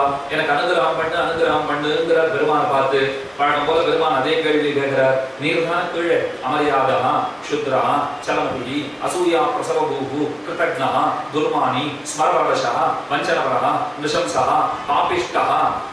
சஹஸ்ரநாமம் சொல்றா போல இருக்கும். நான் இத்தனை விதத்துல தாழ்ந்தவனுக்கு பல குற்றங்களை சொல்லிட்டு இருக்கிறவர். நான் சாஸ்திர வரம்புகளை எல்லாம் மீறினவன், க்ஷுத்ரன் ரொம்பவும் தாழ்ந்த விஷயங்கள்ல கண் வைத்திருக்கிறவன், சலமதி மனசு இங்கங்க அலபாயிரவன் அப்படின்னு தன்னை பத்தி சொல்லிட்டு இருக்கார். தன்னை பத்தின சாஸ்திரநாமத்தை சொல்லிட்டு இருக்காருன்னு வச்சுக்கோங்க. அப்படின்லாம் தானே சொல்லிட்டு இப்ப அனுகிரகம் பண்ணுன்னா பகவான் கேட்கிறார். நீர் தான் அப்படிதான் சொல்லிட்டு இப்ப என்னமோ அனுகிரகம் பண்ண சொல்றீரேன்னா ஆளவந்தார் சிரிச்சுட்டே சொன்னார், என்னை பார்த்தா அனுகிரகம் பண்ணணும்னு உனக்கு தோணாதுதான், நானே ஒப்புக்கிறேன். ஏன்னா எனக்கு பிடிச்சாட்டாலும் உனக்கு என்ன பிடிக்கிறதுக்கு இப்போ நிச்சயம் உனக்கு பிடிக்காது. அப்ப எந்த தைரியத்துல கேட்டு வந்து நின்றுட்டு இருந்தால் பிதாமகம் நாதமுனிம் விலோக்கிய, எனக்கு ஒரு தாத்தா இருக்கார், அவர் பேரை சொல்லட்டுமாங்கிறார். சில பேர் சொல்றாரு, எங்கேயாவது போய் ஏதாவது பேசிட்டே இருப்பா, காரியம் நடக்கலன்னா சுவாமி என்னை பத்தி முழுசா சொன்னா நீ வேலை செஞ்சிருவீர்னு நினைக்கிறேன், என்னுடைய பின்னணி எல்லாம் கொஞ்சம் சொல்லட்டுமான்னா அதெல்லாம் கேட்டா அதுக்கு முதலே சொல்லிக்கூடாதாங்கிற அளவுலையோ அந்த மாதிரி இவர் சொல்றாரு. எனக்கு ஒரு பின்னணி இருக்குங்கிறார். என்ன பின்னணி இருக்கு கொஞ்சம் சொல்லும் அப்படின்னு கேட்ட உடனே பிதாமகம் தாத்தா இருக்காருன்னார். சிரிச்சார் பெருமாள். எல்லாருக்கும் தான் தாத்தா இருக்கா, தாத்தா இல்லாத ஒருத்தர் வந்து பிறந்து விடுறாரான்னு இப்போ ஒரு குடும்பம்னு எடுத்துக்கிட்டா தாத்தான்னு ஒருத்தர் இருந்திருப்பார். உசுரோட இருக்காரு இல்லைங்கிறது வேற விஷயம். ஆனா தாத்தான்னு ஒருத்தர் உண்டோ இல்லையோ, தாத்தா கொள்ளு தாத்தா எள்ளு தாத்தா இவாள்லாம் இருந்தா தான் நாம பிறக்கவே முடியும். இது என்ன பெரிய விஷயமா தான் அந்த தாத்தாவுக்கு ஒரு பேர் இருக்குன்னா பகவான் கேட்டார். எல்லா தாத்தாவுக்கும் தான் பேர் இருக்கும், இதுல என்ன பெரிய பெருமை இருக்கு, இதுல என்ன ஆச்சரியம் இருக்குன்னா இல்ல அந்த பேரை கேட்டா நீ ஆடி போறியா இல்லையா பாரு. அப்படி என்ன பேருன்னா ஆடி போல பேரு தான் ஆனியில பிறந்தவர் பேர். ஆனி மாசத்துல திருவவதாரம் பண்ணியிருக்கார். அனுராதா நட்சத்திரத்துல திருவவதாரம் பண்ணியிருக்கார். ஆனி அனுராதையிலே பிறந்தவர். அப்பவே பகவான் கண்ணத்தை சொல்லி ஆரம்பிச்சார். ஒருவேளை அவர் பேரை இவர் சொல்லுவரோ அப்படின்னு நினைச்சிட்டு இருக்கார். அவரே தான் விட்டார். பிதாமகம் நாகமுனின் விலோக்கிய பிரசீதவத்வ சிந்தைத்வா. என்னுடைய பிதாமகரான நாகமுனிகளுடைய பெயரை கேட்டிருந்தால் எனக்கு அனுகிரகம் பண்ணாத நீர் போவீரோ? நிச்சயம் அனுகிரகம் பண்ணிடுவீர், சத்தியமா பண்ணுவேன் விட்டார் பெருமாள். இதைத்தான் ஆச்சாரியர்கள் ரொம்ப அழகா சொல்றார். ஒரு குழப்பத்தை நீங்கள் இந்த இடத்துல தீர்த்து கொள்ள வேண்டும். உறவுகள் கொண்டாடத்தக்கவையா அல்லது உறவுகள் விடத்தக்கவையா? இது கேள்வி. என்ன சுவாமி கேள்வி? உறவுகள்னாலே கூட தொந்தரவுகள் யாரையாவது பார்த்துக்கிட்ட அவர் உறவான்னு கேட்பாரோ தொந்தரவு தான் அப்படின்பார். உறவான்னு கேட்டா தொந்தரவு தான் பதில் வருது. ஏன்னா பந்து வர்க்கம்ங்கிறதே அப்படித்தான் இருக்கும். ஏதோ காரியங்களுக்காகத்தான் இந்த பந்துக்களையே நாம பிடிச்சுட்டு இருக்கோம். பந்துக்களை நாம பிடிச்சிட்டு இருக்கிறதாகட்டும், பந்துக்கள் நம்மள பிடிச்சிட்டு இருக்கிறதாகட்டும், ஏதோ சார்ந்து இருக்கணுங்கிற ஒரு நிர்பந்தம் இருக்கு. இங்க எல்லாருக்கும் எல்லாரும் தேவைங்கிறதுனால தான் இதெல்லாம் ஓடிட்டே இருக்கு. அந்த தேவை இல்லைங்கிற காலம் வரட்டும் பாருங்க. இருக்கிறதுலே கொடுமையானது அதுதான். ரொம்ப கஷ்டப்பட்டு ஒருத்தர் இருக்கார், பிராணம் போக மாட்டேங்கிறது, நன்னாவும் இல்லைன்னு வச்சுக்கோங்க, குடும்பத்தினரே சொல்லிடுவா. அவரு சிரமப்படுறார், எங்களையும் சிரமப்படுத்துறார். நல்லபடியா பெருமான் சேர்த்து விட்டார்னா தேவலே. இது காதல விழுந்தா எத்தனை வேதனை தரும் பாருங்க. நம்மளை சுத்தி இருக்கிறவாளே அந்த வார்த்தையை சொல்லிடுவா. வேற வழி கிடையாது. அவளை ஒன்று புத்தம் சொல்லி ஒண்ணுக்கு ஒன்றும் பிரயோஜனம் இல்லையே. அவளாலையும் முடியல, நம்ம படுறதையும் அவளால பார்க்க முடியல. இது ரெண்டும் இருக்கும் இல்லையோ? அப்ப என்ன வார்த்தை சொல்லிடுவா? நல்லபடியா சேர்த்து விட்டா தேவலை. இது ரொம்ப டீசென்டா சொல்றதுன்னு பேரு. இதுக்கு என்ன அர்த்தம் கிடைக்குதுன்னா போய் சேர்ந்துட்டா தேவைங்கிறத இப்ப அந்த இடத்துல அர்த்தம். அப்ப பந்து வர்க்கம்னுட்டா ஏதோ சார்ந்து இருக்கணுங்கிற நிர்பந்தம் இருக்கு. ஒருத்தருக்கு ஒருத்தர் ஏதோ உதவிகரமா இருக்கும்னு நினைச்சுட்டு இருக்கோம். அதனால இதெல்லாம் சேர்ந்து இருக்கணுங்கிற ஒரு இலக்கணத்துக்கு உட்பட்டு இந்த வாழ்க்கையெல்லாம் நடந்துட்டு இருக்கு. இதெல்லாம் விடத்தக்கதுன்னா சுவாமி, பிதரம் மாதரம் தாராம் புத்திரான் பந்துவும் சகியும் குருவும் ரத்னானி தனதான்யானி க்ஷேத்ராணி ச கிருஹானி ச சர்வதர்மாம்ச்ச சந்தியஜ்ய சர்வ காமாம்ச்ச சாக்ஷரான் லோக விக்ராந்த சரணௌ சரணம் தே அவரஜம் விபோ. கத்தியத்திரத்துல ராமானுஷர் எடுத்து உதாகரிக்கிற ஆச்சரியமான ஸ்லோகத்தை சொல்றார். எல்லாத்தையும் விட்டே பற்ற வேண்டும் நாளும், விட்டுட்டே அனைத்தையும் பற்று அப்படின்னு சொல்லி வச்சிருக்கார். அப்படித்தானே விபீஷணன் வந்தா எல்லாத்தையும் விட்டுட்டு தானே வந்திருக்கார். இப்ப விட சொல்றீரா பற்ற சொல்றீரான்னு கேள்வி வந்தது. உறவுகள் எல்லாம் விடுன்னு சொல்லியிருக்கு. ஆழ்வாரும் பாடினார். என்ன பாடினார்? கொண்டவண்டேறு மக்களுக்கால் சுட்டத்தவர் விரலும் கண்டதோடு பட்டதல்லால் காதல் மத்து யாதும் இல்லைன்னு பாடியிருக்கார். எல்லாத்தையும் விடுங்கோ எல்லாத்தையும் விடுங்கோன்னு பாடியிருக்கார். எல்லாம் நன்னாத்தான் இருக்கு சுவாமி. ஆனா முன்பாட்டை பார்க்க மாட்டேங்கிறீரே. எல்லாத்தையும் விடுங்கோன்னு பாடின முன்பாட்டுக்கு என்ன பாட்டு பாருங்க? நல்ல கோட்பாட்டுலகங்கள் மூன்னினுள்ளும் தான் நிறைந்த அல்லி காலக்கண்ணனை அந்தகுரு சிறகோகன் சொல்லப்பட்ட 1000 வல்லாறுகள் நல்ல பதத்தால் மனைவாழ்வர் கொண்ட வெண்டேறு மக்களே குடும்பமுடியோட சௌக்கியமா இருப்பீங்க போகிறார். சொல்லிட்டு அடுத்த பாட்டு என்ன தெரியுமா பாடுறார்? அதெல்லாம் விட்டுடு போகிறார். அதெல்லாம் காதல் மத்தியானது இல்லைன்னா பெரிய வியாதின்னு நான் விட்டார். என்ன சுவாமி ஏதோ 1102 பாசுரத்துல இது ஒரு இடத்துல அது வேற இடத்துல இருந்தா கூட பரவாயில்ல, இந்த மறதியில சொல்லிட்டாருன்னு ஒரு சமாதானம் சொல்லிக்கலாம். அடுத்தடுத்த பாட்டு, போன பாட்டு குடும்ப முடியோட சௌக்கியமா இருந்துட்டார். அடுத்த பாட்டு இதெல்லாம் வியாதின்னா விட்டுடுங்கிறார். இதை எப்படி இப்ப நம்ம அர்த்தம் பண்றது அப்படின்னா, உறவுனா என்னன்னு முதல்ல நாம தெரிந்து கொள்ள வேண்டும். எது உறவுனால் பெருமானிடத்திலே பக்தி செய்வதற்கு உறுதுணையாக எவ்வளவு உறவுகள் இருக்குமோ அவைகள் தான் உறவு. எந்தெந்த உறவுகள் பெருமானிடத்திலே பக்தி செய்வதற்கு தடையாக இருக்குமோ அவைகள் தொந்தரவு. இவ்வளவுதான் புரிஞ்சுக்கணும். இப்போ உறவுகள்னா இப்ப நீங்கள்லாம் எனக்கு உறவு, அத்தனை பேருக்கு எங்களுக்கு உறவு. ஏன் அப்படின்னு கேட்டா, சுவாமி பெருமானை பத்தி பேசுற நீங்க கேட்டுட்டு இருக்கீங்கோ, பேசுறதுக்கு ஒரு வாய்ப்பு கொடுத்துருக்கீங்கோ, ஆசையா கேட்டுட்டு இருக்கீங்கோ அப்படின்னு நம்புறேன்னு வச்சுக்கோங்க. சுவாமி கஷ்டப்பட்டு வாயத்திறக்காக நாங்க கொட்டா விட்டு இருக்கிறது உங்களுக்கு தெரியுமா? இப்போ இப்படி சொல்லிட்டு அதுக்கு எத்தனை நாங்க மெனக்கெட்டு இருக்கோம், அதுக்கு எவ்வளவு பிராக்டிஸ் பண்ணிருக்கோம் எங்களுக்கு தான் தெரியும். ஏன் அப்படின்னா உங்க இதெல்லாம் கொட்டாவியா விட்டு இருக்கா, உமக்கு என்னமோ போல இருக்குமே தாங்க. அந்த மாதிரி சரி ஏதோ ஒன்று உட்காந்து கேட்டு இருக்கோம் இல்லையோ. இப்ப இதுதான் ஆத்ம சம்பந்தம், இதுதான் சிறந்த உறவுன்னு. பெண்டாட்டி வீட்டுல இருக்கிற பிள்ளைகளை காட்டு இது சிறந்தது. ஏன் அப்படின்னா இப்போ முடிச்சுட்டு எழுந்த உடனே ஒரு போன் வருதுன்னு வச்சுக்கோங்க. ஒன்றும் இல்லை, நாளைக்கு திங்கட்கிழமை ஸ்கூல்ல ஃபீஸ் கட்டணும், எடுத்து வைங்க ஒரு 55,000 ரூபாய்ன்னு சொல்லிட்டான்னா புரியுறதோ இல்லையோ. அந்த உறவு உட்காந்து பாவம் ஒண்ணுமே சொல்லாத கேட்டுட்டே இருந்தா இந்த உறவு எழுந்த உடனே 55,000 கேட்கறது. இப்போ ஸ்டேஜை விட்டு கீழே இறங்கின உடனே 55,000 கொண்டாங்கிற உறவு எங்கே? எதுவும் கேட்கல, நீ சொல்லிட்டே இருக்கும் கேட்டுட்டே இருக்குங்கிற உறவு எங்கே? அப்ப ஆத்ம பந்துக்கள், இந்த பந்து வர்க்கம்னா எதை சொல்லணும்னா இதைத்தான் சொல்லணும் அப்படின்னு இருக்கும் இல்லையோ. இந்த உறவுகள் தான் சிறந்தது. அதனாலதான் மாமான் மகளேன்னு ஆண்டாடும் பாடினாள். ஆச்சாரியர்கள் வியாக்கியானம் ரொம்ப அழகா சொல்றா, எங்கேயோ திருவாய்ப்பாடியில தனக்கு ஒரு உறவு கிடைக்காதான்னு ஏங்குகிறாள் ஆண்டாள்னா. திருவாய்ப்பாடியில ஒரு உறவுக்காரர் இருக்க மாட்டாளா? நான் கூட சொல்லுவோம், திருப்பதியில ஒரு உறவுக்காரர் இருக்கக்கூடாதா? ஸ்ரீரங்கத்துல ஒரு உறவுக்காரர் இருக்கக்கூடாதா? திருநாராயணபுரத்துல காஞ்சிபுரத்துல ஒரு உறவுக்காரர் இருக்கக்கூடாதா? என்ன 4 நாள் தங்கி பைய வச்சுட்டு உற்சவம் சேவிக்கிறதுக்கு வாய்ப்பாகும் இல்லையோ. அந்த மாதிரி இருந்துட்டா விட்டுடுவோமான்னு பாருங்க. அதுதான் உறவு. அந்த உறவைத்தான் நாம உறவாகவே கருத வேண்டும். அதனாலதான் ஆளவந்தாரிக்கு சொல்றார், பிதாமகம் நாகமுனின் விலோக்கிய பிரசீதமத்ருத்தம சிந்தைத்துவான்னு சொல்லியிருக்கார். அந்த நாகமுனிகளுடைய அருளினாலே உன்னை நான் அடைய பெறுவேன். நாகமுனிகள் அத்தனை பெரியவரானா? நமஹா அச்சிந்திய அத்புத அக்லிஷ்ட ஞான வைராக்கிய ராசையே நாகாய முனையே அகாத பகவத் பக்தி சிந்தவேன்னு கொண்டாடப்படுறவர். அவர் பெரிய பக்தி கடலை போல இருக்கிறவர்ங்கிற ஏத்தம் பெற்றவர். அவருடைய பேரனா இருக்கேன், அவர் அருளாலே எனக்கு நீர் கிடைப்பீர், உமது அருள் கிட்டும் அப்படின்னு ஆளவந்தார் சாதிக்கிறார். அப்ப முதல்ல நல்லவன் தோழிங்கிற பாசுரத்தை பார்த்தோம். அதற்கு அடுத்ததாக மாராயதானவனை வள்ளுகிறாள்ங்கிற பாசுரத்தை பார்த்தோம். அதுக்கு அடுத்ததாக ஆளவந்தாருடைய ஆச்சரியமான ஸ்லோகத்தை பார்த்தாச்சு. இன்னொன்னு பிள்ளலோகாச்சாரியர் காட்டுறார், பசுல் மனுஷ்ய பக்ஷீவா ஏச்ச வைஷ்ணவ சம்ஸ்ரயா தேனைவதே பிரயாஸ்யந்தி தத் விஷ்ணோஹோ பரமம் பதம், மேலான பரமபதத்தை எவன் அடைகிறான் தெரியுமா? ஒரு வைணவனை அண்டி இருக்கிற மிருகமாகட்டும், மனுஷியனாகட்டும், பக்ஷியாகட்டும், ஒரு தாவரமாகட்டும், அது எதுவாக இருந்தாலும் சரி, ஒரு வைணவனை அண்டை கொண்ட பாக்கியத்தாலே அவைகளும் நற்கதி அடைய பெறுகின்றன. அவைகளுக்கும் நல்ல கதி உண்டுட்டார். பிள்ளலோகாச்சாரியர் ஸ்ரீரங்கநாதனை காப்பாத்துறதுக்கு ரொம்ப மெனக்கட்டார். கிட்டத்தட்ட 118 திருநக்ஷத்திரங்கள்ல ரங்கநாதனுக்கு அவர் கைங்கரியம் பண்ணியிருக்கார். துருஷ்கர்களுடைய உபதிரவம் ரொம்ப அதிகம் இருந்தது. ஸ்ரீரங்கத்திலிருந்து ரங்கநாதனை எழுந்தருளை பண்ணி கொண்டு போனார்கள். திருவரங்கன் உலான்னு சொல்றாரு, அப்படி போனார் அவர். ரங்கநாதனுடைய வனவாசம் அரிய வேடிக்கையா சொல்றது உண்டு. ராமனால திருவாராதனம் பண்ணப்பட்ட பெருமாள். அவர் அதிர்ஷ்டம் இவருக்கும் அனுப்பிச்சுட்டு அவர் 14 வருஷம் போனார் காட்டுக்கு. இவர் 40 வருஷங்களுக்கு மேல போயிருக்காரு. எத்தனை சிரமப்பட்டிருக்காரு பாருங்க. 1321 23 ஆரம்பிச்சு 1371 வரைக்கும் ரங்கநாதன் எங்க இருந்தாருன்னே தெரியாது, அத்தனை சிரமப்பட்டிருக்காரு. குறிப்பிட்ட சில பேருக்கு தான் தெரியும் அவர் எங்க இருக்காருன்னு. திருமலைக்கு போயிருக்கார், திருக்கணாம்பி போயிருக்கார், திருநாராயணபுரத்துக்கு போயிருக்கார்.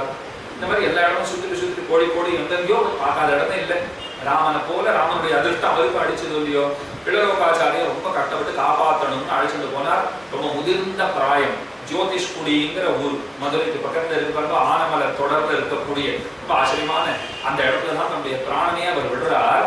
எல்லாரையும் பார்த்து ரங்கநாதனை காப்பாற்றும் போது கண்ணீரும் கம்பலையுமாக சொல்லிவிட்டு பிராணனை விட போறார். கீழே விழுந்தவர் அப்படியே அங்க இருக்கிற புல்லு பூங்கல்லாம் தடவிட்டு இருந்தாராம். ஏன் சுவாமின்னு போய் கேட்கிறார். இந்த ஸ்லோகத்தை சொல்றார், பசுல் மனுஷ்ய பக்ஷீவா ஏச்ச வைஷ்ணவ சம்ஸ்ரயாக. ஒரு வைணவனோட தொடர்பு இருந்துடுத்துன்னு சொன்னால் எல்லாத்துக்கும் தான் மோட்சம் கிட்டும். பெருமானுடைய அந்தரங்க பக்தன் தான். பெருமானாலே அபிமானிக்கப்பட்டவன், நம்பிள்ளையினுடைய அனுகிரகத்தாலே பிறந்தவன், வடக்கு திருவீதி பிள்ளையினுடைய அருமை மைந்தன், ஆச்சாரியர்களுடைய அபிமானம் பெற்றவன். இப்ப என்னால இதுகளுக்கு மோட்சம் கிடைக்கட்டுமே, ஆச்சாரியர்கள் அருளால எனக்கு மோட்சம் உண்டு, அந்த அருள் இந்த புல்பூண்டின் அளவும் வெள்ளமிடட்டுமே அப்படிங்கிறார். அதெல்லாம் கடவி கொடுத்துட்டு அவைகளுக்கும் மோட்சத்தை உறுதி செய்தாருங்கிறார். சனாதன தர்மத்துக்கு தான் இத்தனை பெருமை உண்டு. நாம பாருங்க, இப்போ தகப்பனார் இல்லாதவர்கள் தர்ப்பணம் எல்லாம் பண்றோம். அமாவாசை ஆச்சுன்னா பெரிய தலைவேதனை அப்படின்னு தெரியாது, அப்படின்னு நினைச்சுட்டே பண்ணக்கூடாது. ஏன்னா அதுக்கே ஸ்ராத்தம்னு பேரு வச்சுக்கலாம். அதுவும் ஒரு ஸ்ராத்தம் தான். ஸ்ரத்தையா பண்றதுனால தான் அதுக்கு ஸ்ராத்தம்னு பேரு. இப்போ ஸ்ரத்தை இல்லாத பண்ணா பெரும்பாலும் அப்படிதான் பண்ணிட்டு இருக்கோம்னு வச்சுக்கோங்க. அப்போ ஸ்ராத்தங்கிற பேரை வேணா இப்போ மாத்தி வச்சுடலாம், அஸ்ராத்தம்னு வேணா பேர் வச்சுடலாம் ஒன்றும் தெரியும். ஏன்னா ஸ்ரத்தைங்கிறது தான் அதுக்கு ரொம்ப ரொம்ப முக்கியம். ஏன் எல்லாருக்கும் ஒரு ஸ்ராத்தம்னா ஒரு அமாவாசைனால ஒரு கடுப்பு வருதுன்னா காப்பி சாப்பிட முடியல காத்தாலேங்கிற ஒரு முக்கியமான காரணம் விடுவான். சுவாமி தர்ப்பணம் பண்ற வரைக்கும் காப்பி சாப்பிடக்கூடாதுன்றாரு. சரி, தர்ப்பணத்தை எப்போ பண்ணலாம்னா அதெல்லாம் காத்தால 6-7 மணிக்கெல்லாம் பண்ணுவேன் சுவாமிங்கிறார் சில பேர். அது சரியில்லைன்னு. ஏன்னா அமாவாசை தர்ப்பணம்னா நீ குறைஞ்சபட்சம் 11:30-12 மணிக்கு மேலதான் குறைஞ்சபட்சம் பண்ணணும். அதிகபட்சம் கேள்வியே கேட்க மாட்டோம். ஏன்னா இதுவே அதிகபட்சம் தான். இப்போ 11:30-12 மணிக்குங்கிறதே அதிகபட்சம் தான். அதுக்கு மேலதான் பண்ணணும் குறைஞ்சபட்சம்னா. அது யாருக்கு பெருசா சொல்ல மாட்டாங்க. ஏன்னா 6 மணிக்காவது பண்ணிட்டு இருக்காரு, இதை சொல்லி அது நின்று போடக்கூடாது பாருங்க. அதனால சரி போற வரைக்கும் போட்டோம்னு ஏன் பேருன்னா தர்ப்பணம் ஸ்ரத்தையா பண்ணணும். அதுல கடைசியில ஒரு மந்திரம் வருது பாருங்க, ஒரு ஆச்சரியமான மந்திரம் வருது இல்லையோ, யார் யாருக்கெல்லாம் தர்ப்பணம் பண்றதுக்கு ஆட்கள் இல்லையோ அவர்களுக்கும் சேர்ந்து நாம் பண்றது ஆகட்டும். எங்கேயாவது உண்டான பாருங்க, சர்வே ஜனாஹ சுகினோ பவந்து லோகா சமஸ்தாஹ சுகினோ பவந்துன்னு சொல்றோம் இல்லையோ. சனாதன தர்மத்துக்குன்னு இருக்கிற பெருமை. சில பேர் பீஷ்மருக்கும் தனியா பண்ணிட்டு இருப்பா. ஏன்னா பீஷ்மர் பாவம் ஒரு பெரிய பிரதிஜை பண்ணிட்டு அவர் கல்யாணமே பண்ணிக்கல, அப்படியே வாழ்ந்துட்டார். அவருக்கு அவர் இருக்கிற கதி, அந்த நல்ல கதிக்கு அவருக்கும் நான் ஏதாவது பண்றேன், அவருக்கு தர்ப்பணம் பண்றேன், இப்படி எல்லாம் வச்சுட்டு இருப்பா. அப்ப எல்லாரும் வாழ வேண்டும். தர்ப்பணம் நான் இன்னைக்கு பண்றது அத்தனை பேருக்கும் யார் யார் அதற்காக காத்திருக்கிறார்களோ அன்னவர்களுக்குமாக ஆகக்கடவது. இந்த ஒரு உயரிய சிந்தனை, இந்த ஒரு ஹிருதய வைசால்யம் எந்த மதத்துல இருக்கோ தெரியல. மற்ற மதங்கள்லாம் பார்த்தோம்னா எனக்கு இன்னைக்கு கிடைச்ச ரொட்டி துண்டுக்கு உனக்கு நன்றிங்கிறான், எனக்கு சாப்பாடு போட்டேன் உனக்கு நன்றிங்கிறான். பக்கத்துல ஒருத்தர் அந்த ரொட்டி தொண்டை ஆறு பார்த்துட்டே இருக்காரு, அவர் கிடையாது, அவர் கொடுத்தா உண்டு, அவரு நான் என்ன பண்றது, இப்போ எனக்கு கொடுத்ததுக்கு நான் தேங்க்ஸ் சொல்றேங்கிற. ஆனா நம்ம இடத்துல பாருங்க, நான் பட்னி இருந்தா பரவாயில்ல, அவர் சாப்பிடட்டும், எனக்கு கிடைத்தது நான் பெற்ற பேரு நாலூரானும் பெற வேண்டும் தான் கூறத்தாழ்வான். விடலோகாச்சாரியர் அப்படித்தான் போய் அந்த புல்பூண்டெல்லாம் தடவி கொடுத்து அவைகளுக்கும் முக்தியை உறுதி செய்தாருங்கிறார். அதே போல மணவாள மாமுனிகள் அவருடைய வாழ்நாளிலே, அவர் எழுந்தருளி இருந்த காலத்திலே இங்க விதேச யாத்திரையா போறார். ஒரு புளிய மரத்தின் அடியில அத்தனை பேரும் இளைப்பாறினார்கள். கொஞ்ச நாள் கழிச்சு அங்கிருந்து கிளம்பிவிட்டார். சிஷ்யர்கள்லாம் சுவாமியை பார்த்துட்டு, சுவாமி நமக்கு நல்ல குளிர தரக்கூடிய ஒரு நிழலை தரக்கூடிய மரமா இருக்கே, இதுக்கு ஏதாவது அனுகிரகம் பண்ணக்கூடாதான்னு கேட்டிருக்கா. அப்போது ஒரு சிந்தை செய்தார், பிரார்த்தித்தார் பெருமானை, ஆச்சாரியத்துல விண்ணப்பித்தார். அது முடிஞ்சு கொடுத்து அப்பவே மோட்சம் கிடைச்சதுங்கிறார். இதெல்லாம் நடந்திருக்கும் இல்லையோ. அப்ப பசு மனுஷ்ய பக்ஷீவா ஏச்ச வைஷ்ணவ சம்ஸ்ரயாக தேனைவதே பிரயாசியந்தி தத் விஷ்ணோஹோ பரமம் பதம். வைணவனுடைய இருப்பிடத்திலே, அவனுடைய அருகிலே, அவனுடைய சம்பந்தம் பெற்றிருக்கிற யாராயிருந்தாலும் சரி, அது புல் பூண்டா இருந்தா கூட சரி, அதுக்கு கூட மோட்சம் உண்டுன்னு சொல்லியிருக்காரு இல்லையோ. அப்ப ஆச்சாரியாபிமானம்ங்கிறது நிச்சயமாக நமக்கு முக்தியை பெற்றுத்தரும், சந்தேகமே வேண்டாம் அப்படிங்கிறது தான் இந்த இடத்துல அர்த்தம். மேல இன்னொரு பிரமாணம் சொல்றார், பால மூக்க ஜடாந்தாஷ்ச பங்கவே பதிராஸ்கதா சதாச்சாரியேன சந்திருஷ்டாக பிராப்னுவந்தி பராம் கதி. நாம வாய் பேச முடியாதவளா கூட இருந்துடலாம், குழந்தைகளா கூட இருந்துடலாம், ஒரு ஜடத்தை போல இருக்கலாம். சொன்ன அதுதான் வீட்லயும் அப்படிதான் சொல்லிட்டு இருக்காரு. நீரும் அதைத்தான் சொல்லு, ஜடமாக உட்கார்ந்து இருக்குங்கிற அளவுலையோ அப்படி இருந்தா கூட பரவாயில்ல. அஞ்சலவளா, கண்ணு தெரியாதவளா கூட இருந்துடலாம், நடக்க முடியாதவளா இருந்துடலாம், காது கேட்காதவாளா இருந்துள்ளலாம். எப்படி இருந்தாலும் சரி, ஒரு ஆச்சாரியனாலே அபிமானிக்கப்பட்டவர்கள், ஆச்சாரியனாலே கருணை பார்வை பார்க்கப்பட்டவர்கள் பிராப்னுவந்தி பராங்கதி, மேலான கதியை அடைந்து விடுகிறார்கள். கத்திர பந்து மன்னே பராங்கதி கண்டு கொண்டான். அந்த பாசுரமே இந்த ஸ்லோகத்தை வச்சுட்டு தான் பிறந்தது. இந்த ஸ்லோகத்துல கடைசியில் என்ன வந்திருக்கு பாருங்க, பிராப்னுவந்தி பராங்கதி, மேலான கதியை அடைகிறார்கள். திருமாலையில தொண்டரடிக்குடியாழ்வார் ஆச்சரியமா பாடுறார், மொய்த்த வல்வினையுள் நின்று மூன்னெழுத்துடைய பேரால் கத்திர பந்து மன்னே பராங்கதி கண்டு கொண்டான். க்ஷத்ரபந்து க்ஷத்ரிய குலத்திலே பிறந்தவன். ஆனா க்ஷத்ரிய குலத்துக்கு சேர்ந்த ஆச்சார அனுஷ்டானங்கள் எல்லாம் ஒண்ணும் இல்லை, ரொம்ப தாழ்ந்த செயல்கள் எல்லாம் செஞ்சுட்டு இருந்தவனா இருக்கான், ரொம்ப தீயவனாக இருக்கிறான் அன்னவன். அப்படிப்பட்டவன் கூட ஒரு சதாச்சாரிய சம்பந்தத்தாலே, ஒரு ஆச்சாரிய சம்பந்தம் அவனுக்கு கிடைச்சது. அவர் சொல்றார், கோவிந்தான்னு அந்த திருநாமத்தை சொல்லிட்டு இருக்கக்கூடாதா அப்படின்னு கேட்டிருக்கார். அந்த சமயத்துல நம்ம கோவிந்த நாமத்தை சொல்லியிருக்கான். சொன்னதே காரணமா அவனுக்கு நற்கதி கிடைச்சுடுத்து. இப்ப நற்கதி கொடுத்தது கோவிந்தனா, இந்த ஆச்சாரியன் சொல்லவே தானே தெரிஞ்சுட்டு. அப்ப சதாச்சாரியர்களாலே பார்க்கப்பட்டவர்களாக இருந்தால் அன்னவர்களுக்கு உறுதியாக மோட்சம் உண்டுன்னு காட்டுறாரு இல்லையோ. அந்த அர்த்தத்தையும் நினைவிலே கொள்ளும்போது சுவாபிமானத்தாலே ஈஸ்வராபிமானத்தை குலைத்துக் கொண்ட இவனுக்கு பிளரோகாச்சாரியர் அழகா ஒரு வார்த்தை சொல்றார், சுவாபிமானத்தாலே. சொன்னோம் இல்லையோ, ரொம்ப நாளா நான் இருக்கேன், அனாதின்னு எனக்கு தெரிகிறது, ஆத்மாவுக்கு தொடக்கம் முடிவுங்கிறதே இல்லை, அதனால நான் என்னுடையவன், நான் தனிப்பட்டவன் அப்படின்னு நான் நினைச்சிட்டு இருந்தேன். அதனால என்ன நடந்ததுன்னா, நாளாக நாளாக ஈஸ்வரனுக்கு நம்ம பேர்ல வெறுப்பு போல வந்துட்டு, என்னடா என்ன சொன்னாலும் கேட்க மாட்டேங்கிறான், இவன் தன்னுடையவன் தன்னுடையவன்னே சொல்லிட்டு இருக்கானே, இவனை பார்த்து நீ என்னுடையவன் சொன்னா அகங்கரிக்கிறான், சண்டை போடுறான், எப்படியாவது ஒழியட்டும் அப்படின்னு பகவான் ஒரு முடிவுக்கு வந்துட்டார். அந்த சமயத்திலே இவனுக்கு, இந்த ஜீவாத்மாவுக்கு ஒரே புகழ் என்னன்னா, ஆச்சாரியாபிமான மொழிய கதி இல்லை என்று பிள்ளை பல காலம் அருளி செய்ய கேட்டிருக்கையாயிருக்கும். பிள்ளலோகாச்சாரியர் சொல்றார், எங்க அப்பா இருந்தாரே வடக்கு திருவீதி பிள்ளை, நம்பிள்ளையினுடைய அருமை சீடர். அவர் அடிக்கடி ஒரு வார்த்தை சொல்லுவார். சிஷ்யர்கள்லாம் கேட்டா பிள்ளலோகாச்சாரியரே அப்படி என்ன சொல்லுவார்னால், சுவாபிமானத்தாலே அபிமானத்தாலே தான் தன்னுடையவங்கிற எண்ணத்தாலே ஈஸ்வராபிமானத்தை குலைத்து கொண்ட இவனுக்கு இவன் நம்முடையவன் ஈஸ்வரன் அபிமானிக்கிறதையே நிறுத்திட்டான். ஏன்னா நான் எப்ப பார்த்தாலும் நான் என்னுடையவன் சொல்லிட்டே இருந்தேன். அதுல அவருக்கு ஒரு வெறுப்பு வந்து போச்சு. இப்ப என் நிலைமை இப்போ அதோ கட்டியில நான் இருக்கேன்னு சொல்லி வைப்போம். ஏன்னா நான் நினைச்சிட்டு இருக்கிற நினைவு முதல்ல பொய்யானது. இந்த நினைவுனால என்ன ஆயிடுத்துனால் அவர் என்ன அபிமானிக்கிறதை இப்போ விட்டுட்டார். எக்கேடாவது கட்டு போன்னு விடுறா போல அவர் இப்போ விட்டுட்டார். இப்ப நான் கட்டி கட்டவனா ஆயிட்டேன். என்னுடைய நினைவும் என்னை காப்பாற்ற போறது இல்லை. என் நினைவினாலே அவர் என்ன அபிமானிக்கிறதை இப்போதைக்கு நிறுத்தி வச்சுட்டார். என் பக்கம் அவர் பார்க்கறதே இல்லை.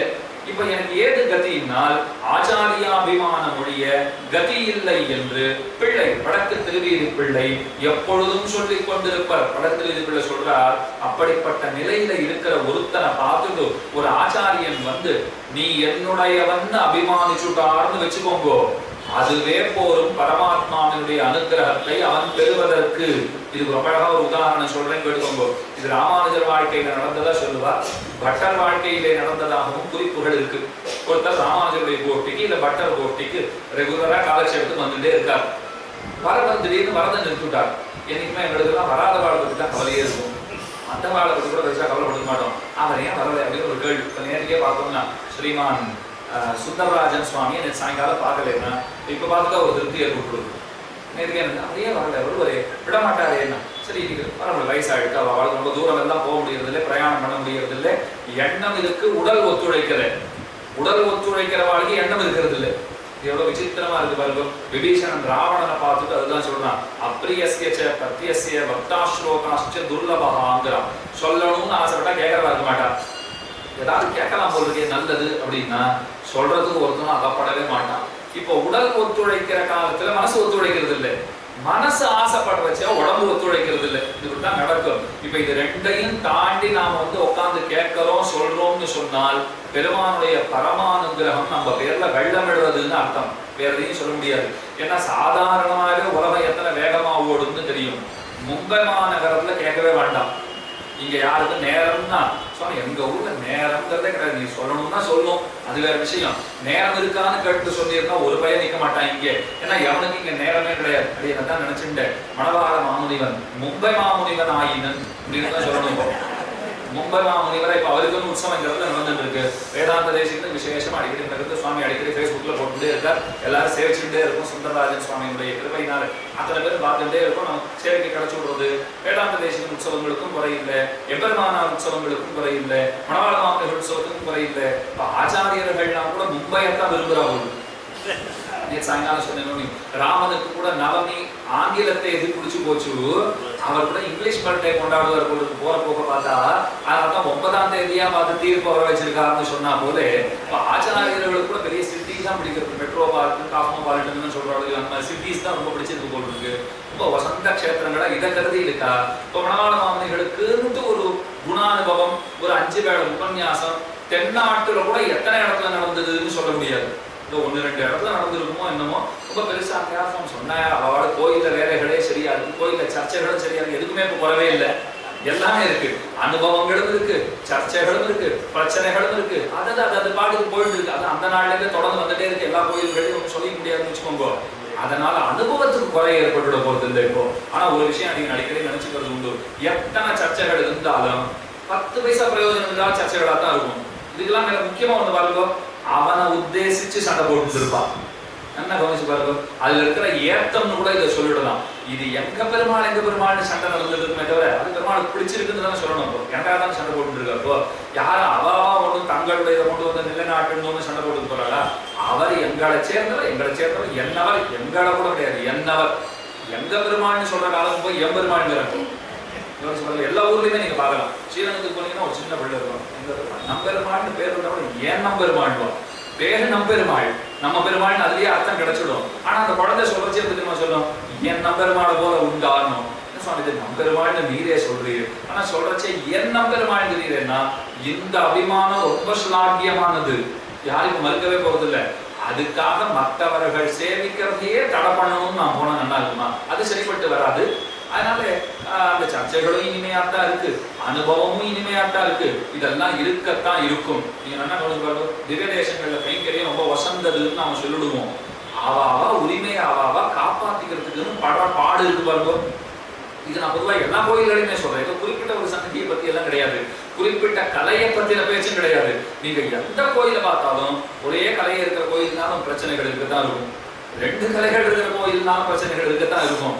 ஏன் சுவாமி அப்படின்னா முதல்ல பிரச்சனைகளுக்கு தான் முதலிடம், அப்புறம் தான் மீதி எல்லாமே. அப்ப பிரச்சனைகள் அது இதுன்னு இருக்கத்தான் இருக்கும். அதையெல்லாம் மீறிண்டு போய் நாம எப்படி கைங்கரியங்களை பண்றோம்? கைங்கரியம்னா விரோதி வரும்னு கிரந்தத்துல மட்டும் இருந்துட்டா சரியா வருமா? பிரத்யக்ஷத்திலையும் வரும், நிறைய பிரச்சனைகள் வரும். கோர்ட்டு கேஸ், அல்லாடுறது, இது அது அது இல்லாத கோயில்களே இல்லைன்னு சொல்லிடலாம். இது அத்தனை தான் இருக்கும். சுவாமி இப்படி கூட இருக்குமான்னு கேட்டா வீட்லயே இருக்கே சுவாமி. சொந்த அண்ணா தம்பி சொத்துக்கு சண்டை போடுகிறாளா இல்லையா? நடக்கிறதா இல்லையா? இப்ப வீட்லயே இருக்குன்னு சொல்லிவிட்டா கோயில்ல இருக்கிறது ஒன்றும் பெரிய ஆச்சரியமே கிடையாது. அதை பத்தி யாரும் நம்ம வருத்தப்பட்டுக்கலாம், பெருமானே இதெல்லாம் சரி பண்ணா சொல்லிக்கலாமே தவிர துவண்டு போடுறதுங்கிறதுக்கு அது விஷயமே இல்லை. அதுதான் இப்ப சொல்லிட்டு இருக்கேன். இப்போ இதெல்லாம் இருக்கத்தான் இருக்கும். இப்ப இங்கே மும்பைன்னு எடுத்துட்டா பரஸ்பரம் எல்லாம் சேர்ந்து பண்றாங்க, கண்ணெச்சில் படாத இருக்கணும். அது ரொம்ப ரொம்ப முக்கியம். அப்ப இந்த இடத்துல என்ன இருக்குன்னா சுவாமி அனுபவம் தான் இருக்கு. சர்ச்சை ஒன்றும் விஷயம் கிடையாது, தேவையும் இல்லை, வேண்டியதும் இல்லை. இருக்கிற சர்ச்சைகள் இருக்கிற இடத்துல இருக்கட்டும், அங்க பாதுகாத்துக்கிட்டோம். அப்ப மும்பை மாமுனிவனாக மணவாள மாமுனிகளுடைய உற்சவம் இந்த இடத்துல சீரும் சிறப்புமாக நடக்கிறதுன்னு சொன்னா இதுதான் நமக்கு எல்லாம் உத்தேசியம். இது கிடைக்கிறதுங்கிறது தான் ரொம்ப ரொம்ப முக்கியமானது.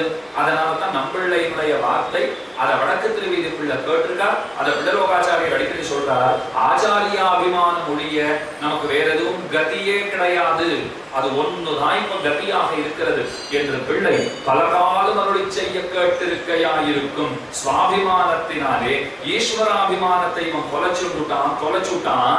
அப்படிப்பட்டவனுக்கு ஒரே கதி ஆச்சாரியாபிமானம் தான். எல்லா வேதங்களையும், எல்லா சாஸ்திரங்களையும், எல்லா ஆழ்வார்கள் பிரபந்தங்களையும், எல்லா ஆச்சாரியர்கள் பாசுரங்களையும் பார்த்த விடத்து இதெல்லாத்தையும் பார்த்தப்போ தெரிஞ்சின்றது என்னன்னா ஒரு வைஷ்ணவனுடைய நிலை நின்ன ஆச்சாரியாபிமானம் ஒழிய மோட்சோபாயம் இல்லை. நிலை நின்ன ஆச்சாரியாபிமானம் ஒழிய மோட்சத்துக்கு இன்னொரு வழி கிடையாது. நிலை நின்ன பாகவத அபச்சார ஒழிய மோட்ச விரோதியும் இல்லை. ரெண்டு விஷயத்தை எத்தனை அழகா சொல்லிட்டா பாருங்க. இப்போ நீங்க எந்த வேதத்தை வேணும்னா படிங்கோ, எந்த சாஸ்திரங்களை வேணும்னா படிங்கோ, எந்த ஆழ்வாருடைய பாசுரங்கள் வேணும்னா கேளுங்கோ படிங்கோ, ஆச்சாரியர்களுடைய ஸ்தோத்திரங்களையும் கேளுங்கோ படியுங்கோ. இதெல்லாம் தேடின விஷயம் என்னன்னா மோட்சோபாயம்னு சொன்னா ஆச்சாரியாபிமானம் தான், மோட்சத்துக்கு விரோதின்னு சொன்னா பாகவத அபச்சாரம் தான். இது ரெண்டு தான் எல்லாத்துலயும் சொல்லி வச்சிருக்கா. அப்போ பாருங்க ஒருத்தர் நித்தியப்படி காலட்சேபத்துக்கு வந்துட்டு இருக்கார். ராமானுஜர் கோஷ்டி இல்ல பட்டர் கோஷ்டி வர திடீர்னு வரல. பட்டர் பார்த்தா நித்தியப்படி வருவாரு, இன்னைக்கே வரல, சரி நாளைக்கு பார்ப்போம் பார்த்தா நாளைக்கும் வரல. ஒரு 4-5 நாள் போச்சு. சிஷ்யர்களை பார்த்து மெதுவா கேட்கிறார், அந்த சுவாமி ரெகுலரா வருவாரே, ஏன் வரதே இல்லை? சிஷ்யர்கள் பதில் சொன்னா, அவர் சேராதவிடம் சேர்ந்தார். போகக்கூடாத இடத்துக்கு எங்கேயோ போயிட்டு இருக்கார் சுவாமி, இங்க சீட்டாடுறதுலாம் போயிட்டு இருக்கார், சூதாடு போயிட்டு இருக்கார். அவர் வந்து இனிமே நீங்க கவலைப்படாதீ, விசனப்படாதீ, விட்டுடும், காலட்சேபத்தை மேல நடத்தும். பட்டர் சொன்னார், அங்க போய் பார்க்கணும் அவரே. நீர் அங்க எழுந்தருள்றதாவது அப்படின்னு சிஷ்யர்கள் தான் கேட்டிருக்கார். யாருமே போய் பார்க்கலாம்னு இவர் போய் நிற்கிறார். அவன் உள்ளே இருந்து பட்டரை பார்த்துட்டான், ஆச்சாரியரை பார்த்துட்டான். இது வந்து ஆச்சாரியர் வர அவனுக்கே தெரியறது பாருங்க, ஆச்சாரியர் வரக்கூடிய இடமா இது. தான் நிக்கிறத பத்தி அவன் கவலைப்பட்டதில்லை, ஆச்சாரியர் வரக்கூடிய இடமான்னு அங்கேருந்து ஒரு நிமிஷம் நண்பர்களே இதோ வந்துடுறேன் வெளில ஓடி வரான். ஓடி வந்து சுவாமி நீரே இங்க வந்து நீ இங்கெல்லாம் வரக்கூடாது. பட்டர் சொன்னார், வரக்கூடாதுங்கிற அளவுல தெரிஞ்சுட்டு இருக்கே, அது வரைக்கும் ரொம்ப சந்தோஷம். ஆனா வரக்கூடாதுங்கிறது என் ஒருத்தனுக்கான விதி அன்று, உனக்குமான விதி. இது நம்ம தெரிஞ்சுக்க வேண்டிய முக்கியமான ஒரு பாயிண்ட். ஏன்னு நான் சொல்றேன், நாம எல்லாம் ரொம்ப லகுவா சகசா சன்னியாசிகளை கொஞ்சம் சொல்லிடுவோம். அவர் இப்படி இருக்கார் அப்படி இருக்காருன்னு நிறைய சொல்லுற ஆச்சாரம் போன சுவாமி அவருக்கு அது என்ன சாஸ்திரம் அவருக்கு மட்டும் தான் ஆச்சாரியம் சொல்லி வச்சிருக்கா, ஆச்சாரத்தை சொல்லி வச்சிருக்கா, நமக்கு தான் சொல்லி வச்சிருக்கு. இதை பத்தி யாரும் இப்ப கவலைப்படுறதா இல்லை. ஒரு ஆச்சாரிய புருஷர்களா இருந்துட்டா, இல்ல ஜீயர்களா சன்னியாசிகளா சுவாமிகளா இருந்துட்டா, அவ கிட்ட போய் நாம அனுகிரகம் கட்டுக்கிறதுங்கிறத விட்டுட்டு அவர் இந்த ஆச்சாரத்தை எப்படி பண்ணா சுவாமி அவர் கை சரியா இருந்தாலே கால சரி இதெல்லாம் பார்க்கறதுக்கு நாம ஆள் கிடையாது. நாம நம்ம கை கால சரியா அரும்பினோமா, நாம ஆச்சமனத்தை சரியா பண்ணினோமா, இதுதான் நமக்கு தெரிஞ்சுக்க வேண்டியது. பல்ல தேய்ச்சா கால அலம்பணும்னு நம்மள எத்தனை பேருக்கு தெரியும்? நம்ம தேய்ச்சது பல்ல தானே, நான் ஏன் கால அலம்பணும்? பல்ல அலம்பினா போறாதா, வாய் அலம்பினா போறாதானா? காலையும் அலம்பணும். ஆச்சமனம் பண்ணணும்னு எத்தனை பேருக்கு தெரியும்? ஆச்சமனம் பண்ணணும்னு தெரிஞ்சுக்கிறேன் சுவாமி, ஆச்சமனம்னா என்னன்னு சொல்லுங்கிறாங்க. அது முதல்ல தெரிஞ்சாத்தானே இதை பண்ணிக்கிறதுக்கு. ஒரு வேட்டியோ புடவையோ கட்டிட்டுட்டோம்னா கையை காலருந்து வாயை குடிக்கணும்னு எத்தனை பேருக்கு தெரியும்? அதுக்கப்புறம் ஆச்சரணம் பண்ணணும்னு எத்தனை பேருக்கு தெரியும்? இதெல்லாம் சுவாமி காகித காலத்துல போய் தண்ணீரை பத்தி பேசிட்டு இருக்கிற அளவுக்கு வந்து நிற்கிறோம். இதை சொல்ல வந்தேன்னா, அடுத்தவர்களுடைய ஆச்சார அனுஷ்டானங்களை ஞானங்களை விசாரிப்பதற்கு நாம் அல்லர்கள்.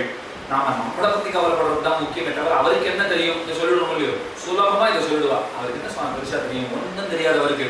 சரி உனக்கு என்ன தெரியும்? நீர் எங்கேயாவது போய் பெரிய சர்வகலாசாலையில காசி வரைக்கும் போய் படிச்சுட்டு வந்திருக்கிறான்னா, அதெல்லாம் ஒண்ணும் இல்லை சுவாமி. இங்கே 7ஆம் கிளாஸோ 8ஆம் கிளாஸோ அவ்வளவுதாங்க சுவாமி. அவர் அதுக்கு மேல படிச்சிருக்காரு சுவாமி, அதுக்கு மேல தெரிஞ்சுட்டு இருக்காருன்னா ஒன்றும் தெரியாதுன்னு சொல்லணும்னு நான் தீர்மானம் பண்ணிட்டேன்னா இப்ப என்னை யார் தடுக்க முடியும்? இந்த விசாரங்கள் எல்லாம் அறவே செய்யவே கூடாது. அப்ப போகாத இடத்துக்கு இவர் வந்திருக்கார். பட்டர் வந்தத மாதிரி ஆச்சாரியரே நீர் இங்கெல்லாம் வரலாமா? நீர் போம். அப்ப பட்டர் சொல்றார், நீர் வந்தாத்தான் போவேன்னா. அவர் உடனே பதில் சொன்னார், உம்மத்தான் நான் விட்டுட்டேன் என்ன. அழகா ஆச்சாரியர் மேல வார்த்தை சொல்றாரு பாருங்க. நீர் என்ன விட்டுட்டேன்னு எனக்கு தெரியாதா? அதான் ஒரு வாரமா வரவே இல்லையே. அப்புறம் என்ன நீர் போகலாம்? அதுக்கு ஆச்சாரியர் பதில் சொன்னார், நீர் என்ன விட்டுட்டீரா பிடிச்சுட்டு இருக்கீராங்கிறது முக்கியமே இல்லை, நான் உம்ம விடல நீர் வாரும்னார்.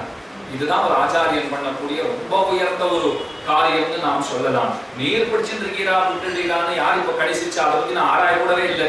நான் உம்ம விடல பிடிச்சிட்டு இருக்கேன் நீர் வாரும்னு அழைச்சிட்டு போனார். அவருடைய பதில கூட எதிர்பார்க்கலைன்னு சொல்றார். அப்ப ஆச்சாரியனை பற்றுகைங்கிறது ரொம்ப முக்கியம். அந்த ஆச்சாரியன் நம்மிடத்திலே அழியல் நம் பையல்னு ஒரு அனுகிரகத்தை பண்றாருன்னு வச்சுக்கோங்க. அந்த அனுகிரகத்துக்கு ஈடு இணை வேற எதுவும் கிடையாதுங்கிறது தான் இந்த இடத்திலே விஷயம். ஈஸ்வரனை பற்றுகை கையை பிடித்து காரியம் கொள்ளுமோ பாதி, ஆச்சாரியனை பற்றுகை காலை பிடித்து காரியம் கொள்ளுமோ பாதி. இப்ப முக்கியமா இன்னொரு அர்த்தம் சொல்றேன். ஆச்சாரியன் வேற பகவான் வேறேன்னு ஒரு நாளும் எண்ணாதீர்கள். ஆச்சாரியனும் ஒன்றுதான், பெருமானும் ஒன்றுதான். ரெண்டு பேரும் ஒருத்தர் தான். ஒரே ஒரு வேறுபாடுன்னு என்ன? ஒரு கால் இல்லைன்னா. ரெண்டு பேரும் ஒண்ணுதான், ஒரே ஒரு கால் இல்லைன்னா. கால் இல்லைன்னா புரிஞ்சு பார்க்க கூடாது. கால் இருக்கா இல்லையா சுவாமி, ஏதோ பேய் பிசாசுகளுக்கு தான் கால் இருக்காதுன்னு படங்கள்ல தான் பார்த்துருக்கோம். அந்த மாதிரி என்ன? ஆச்சாரியன் சாஸ்திரபாணி, பெருமான் சஸ்திரபாணி. இவ்வளவுதான் வித்தியாசம். ஆச்சரியமான அர்த்தம் பாருங்க. சாக்ஷாத் நாராயணோ தேவா கிருத்வா மத்தியமயீம் தனும் மக்னான் உத்தரதே லோகான் காருண்யாத் சாஸ்திரபாணினான்னு பிரமாணம் இருக்கு. என்ன அர்த்தம் இருக்குன்னா, சாக்ஷாத் நாராயணோ தேவா, சாக்ஷாத் பெருமாள் தான். கிருத்வா மத்தியமயீம் தனும், ஒரு மனிதனுடைய உருவத்தை எடுத்துக்கொண்டு மக்னானு உத்தரதே லோகானு, அழுந்தி கிடக்கின்ற சம்சாரி சேத்தனர்களை மேலெடுப்பதற்காக, மேலே தூக்கி விடுவதற்காக நாயனார் ஆச்சாரிய ஹிருதயத்தில் சாதிக்கிறார். வம்ச பூமிகளை உத்தரிக்க கீழ்குலம் புக்க வராக கோபாலரை போலே இவர் நிமக்னரை உயர்த்த தாழ விழிந்தார்னு சாதிக்கிறார். இதுக்கு என்ன அர்த்தம்னு சொல்றேன். நம்மாழ்வார் சதுர்த்த வருணத்திலே தோன்றினார். 4ஆம் வருணத்திலே நம்மாழ்வாருடைய அவதாரம் நிகழ்ந்தது. வேளாள குலத்திலே பிறந்தார் அப்படின்னு எல்லாரும் சொல்றோம். நாயனார் விசாரிச்சார், ஏன் வேளாள குலத்திலே பிறந்தார்?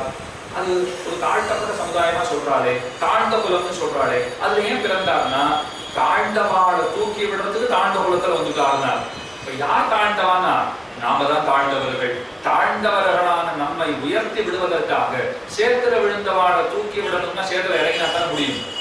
இப்ப ட்ரைனேஜ் கிளீன் பண்றதுக்கு யாராவது வராங்கன்னா எத்தனை கை கூப்பினாலும் அவளுக்கு தகும். பெரிய தொண்டு செய்யறா அவ, அவர் மேலேயே நின்றுட்டு அடைப்பு இருக்கு அது சரி பண்ணணும் அப்படின்னு அதுதான் உங்க கூப்பிட்டு இருக்கோம். அடைப்பை நீர் தான் சரி பண்ணணும். அவர் மேலே இருந்து அடைப்பை சரி பண்ண முடியுமா?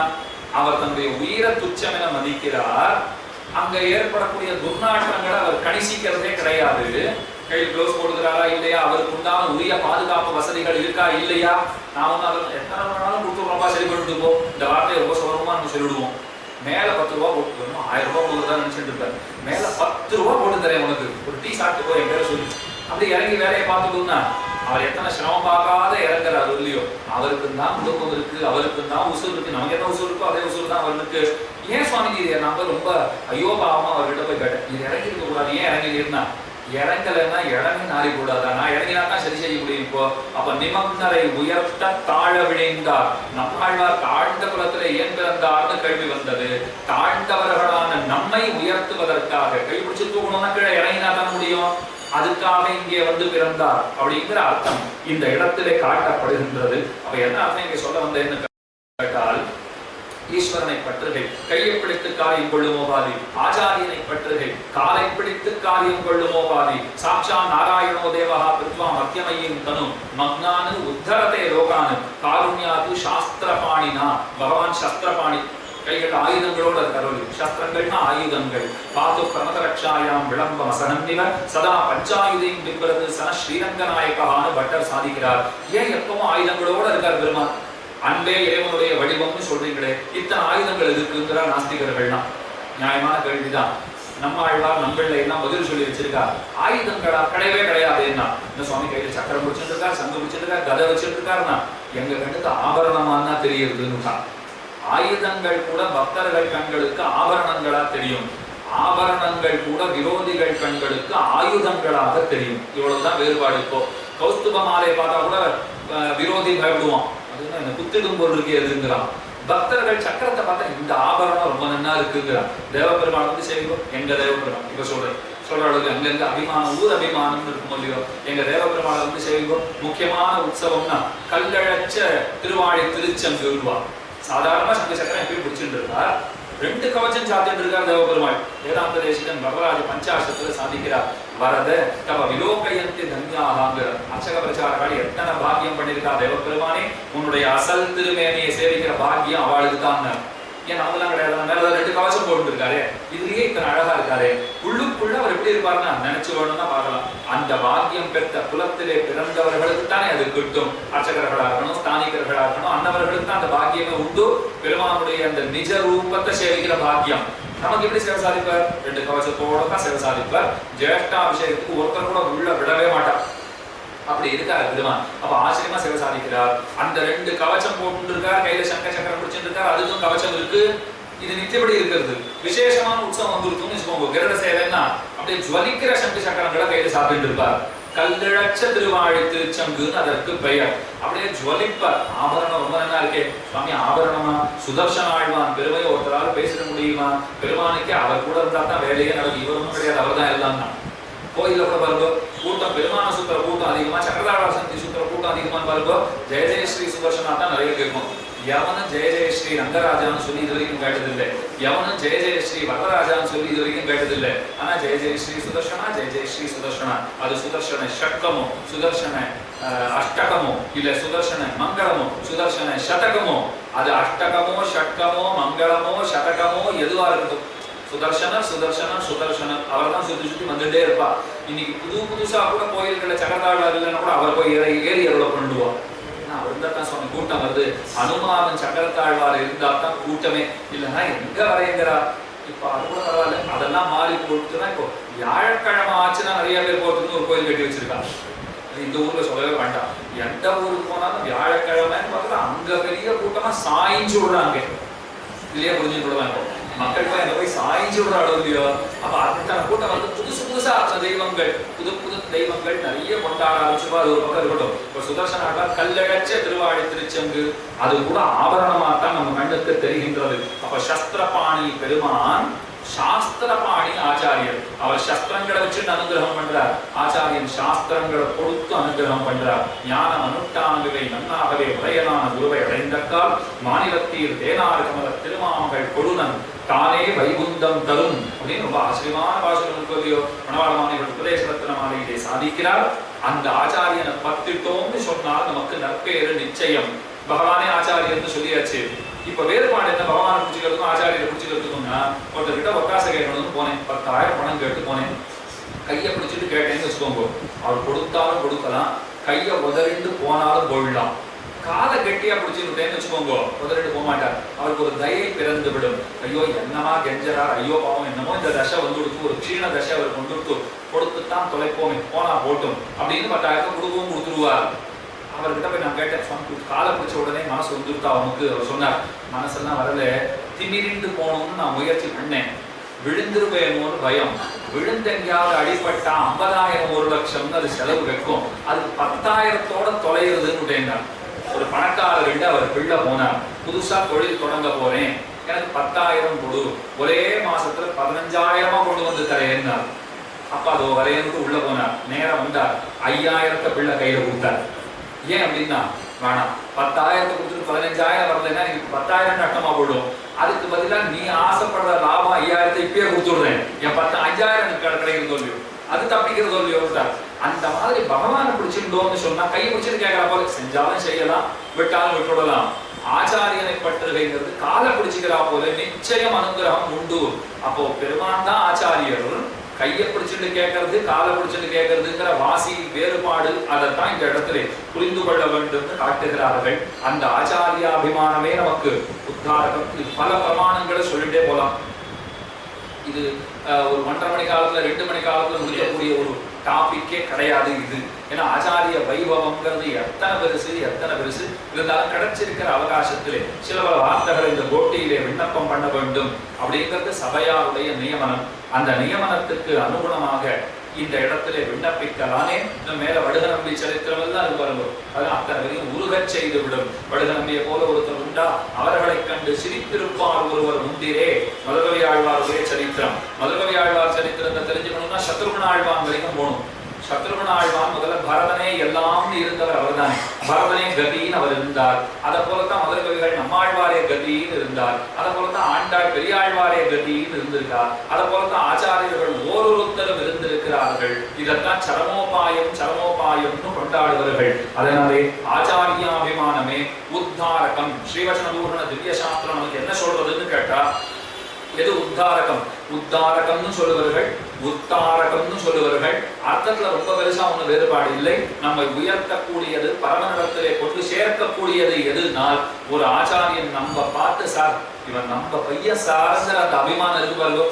சில பேர் சொல்றோம் இல்லையோ, நம்பி கொடுக்கலாம் சார் நம்ம பையன் தான் அப்படின்னு சொல்றோம் இல்லையோ, அந்த மாதிரி ஒரு ஆச்சாரியன் நம்மளை அபிமானிச்சுட்டாருன்னு சொன்னால் அதற்கு மேலே நமக்கு தேவைங்கிறது வேற எதுவும் கிடையவே கிடையாதுங்கிறதான் அத்தனை ஆச்சாரியர்களும் ஒருமிடராக உத்கோஷித்திருக்கிறார்கள், ஒரே குரலாக பதிவு செய்திருக்கிறார்கள்.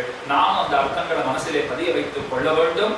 ஆச்சாரிய அனுகிரகத்தாலே, ஆச்சாரிய அபிமானத்திலே ஒதுங்கி வர்த்திப்பவர்களாக நாம் விளங்கிட வேண்டும். அதற்குண்டான ஞானத்தையும் சக்தியையும் திவ்ய தம்பதிகள் நல்கிட வேண்டும் என அதையே பிரார்த்தித்துக் கொண்டு, குத்தம் குறைகளை பொறுத்தருளவனுமாய் கேட்டுக்கொண்டு, மாலை செம்பூர் அகோபில மட்டத்திலே ரொம்ப ஆச்சரியமான தலைப்பு அர்ச்சாவதாரம் எளிது அப்படிங்கிற தலைப்பு கொடுக்கப்பட்டிருக்கிறது. அர்ச்சாவதாரம் அர்ச்சை நிலையிலே பெருமான் சிவசாதிக்கக்கூடிய அந்த மகிமைகளிலே சில திவலைகளை, அது மட்டும் ரொம்ப சின்ன டாபிக், அதிலே சில திவலைகளை மாலை அனுபவிக்க பிராப்தம். அனைவரும் வந்திருந்து நடத்தி தர வேண்டுமாய் கேட்டுக்கொண்டு அமைகிறேன். ஸ்ரீமதே ரம்யஜாமாத்ரு மீந்திராய மகாத்மனே ஸ்ரீரங்கவாசினை பூயாத்து விஜயஸ்ரீஹி நித்யமங்கலம். ஆச்சரியமான உபன்யாசம்.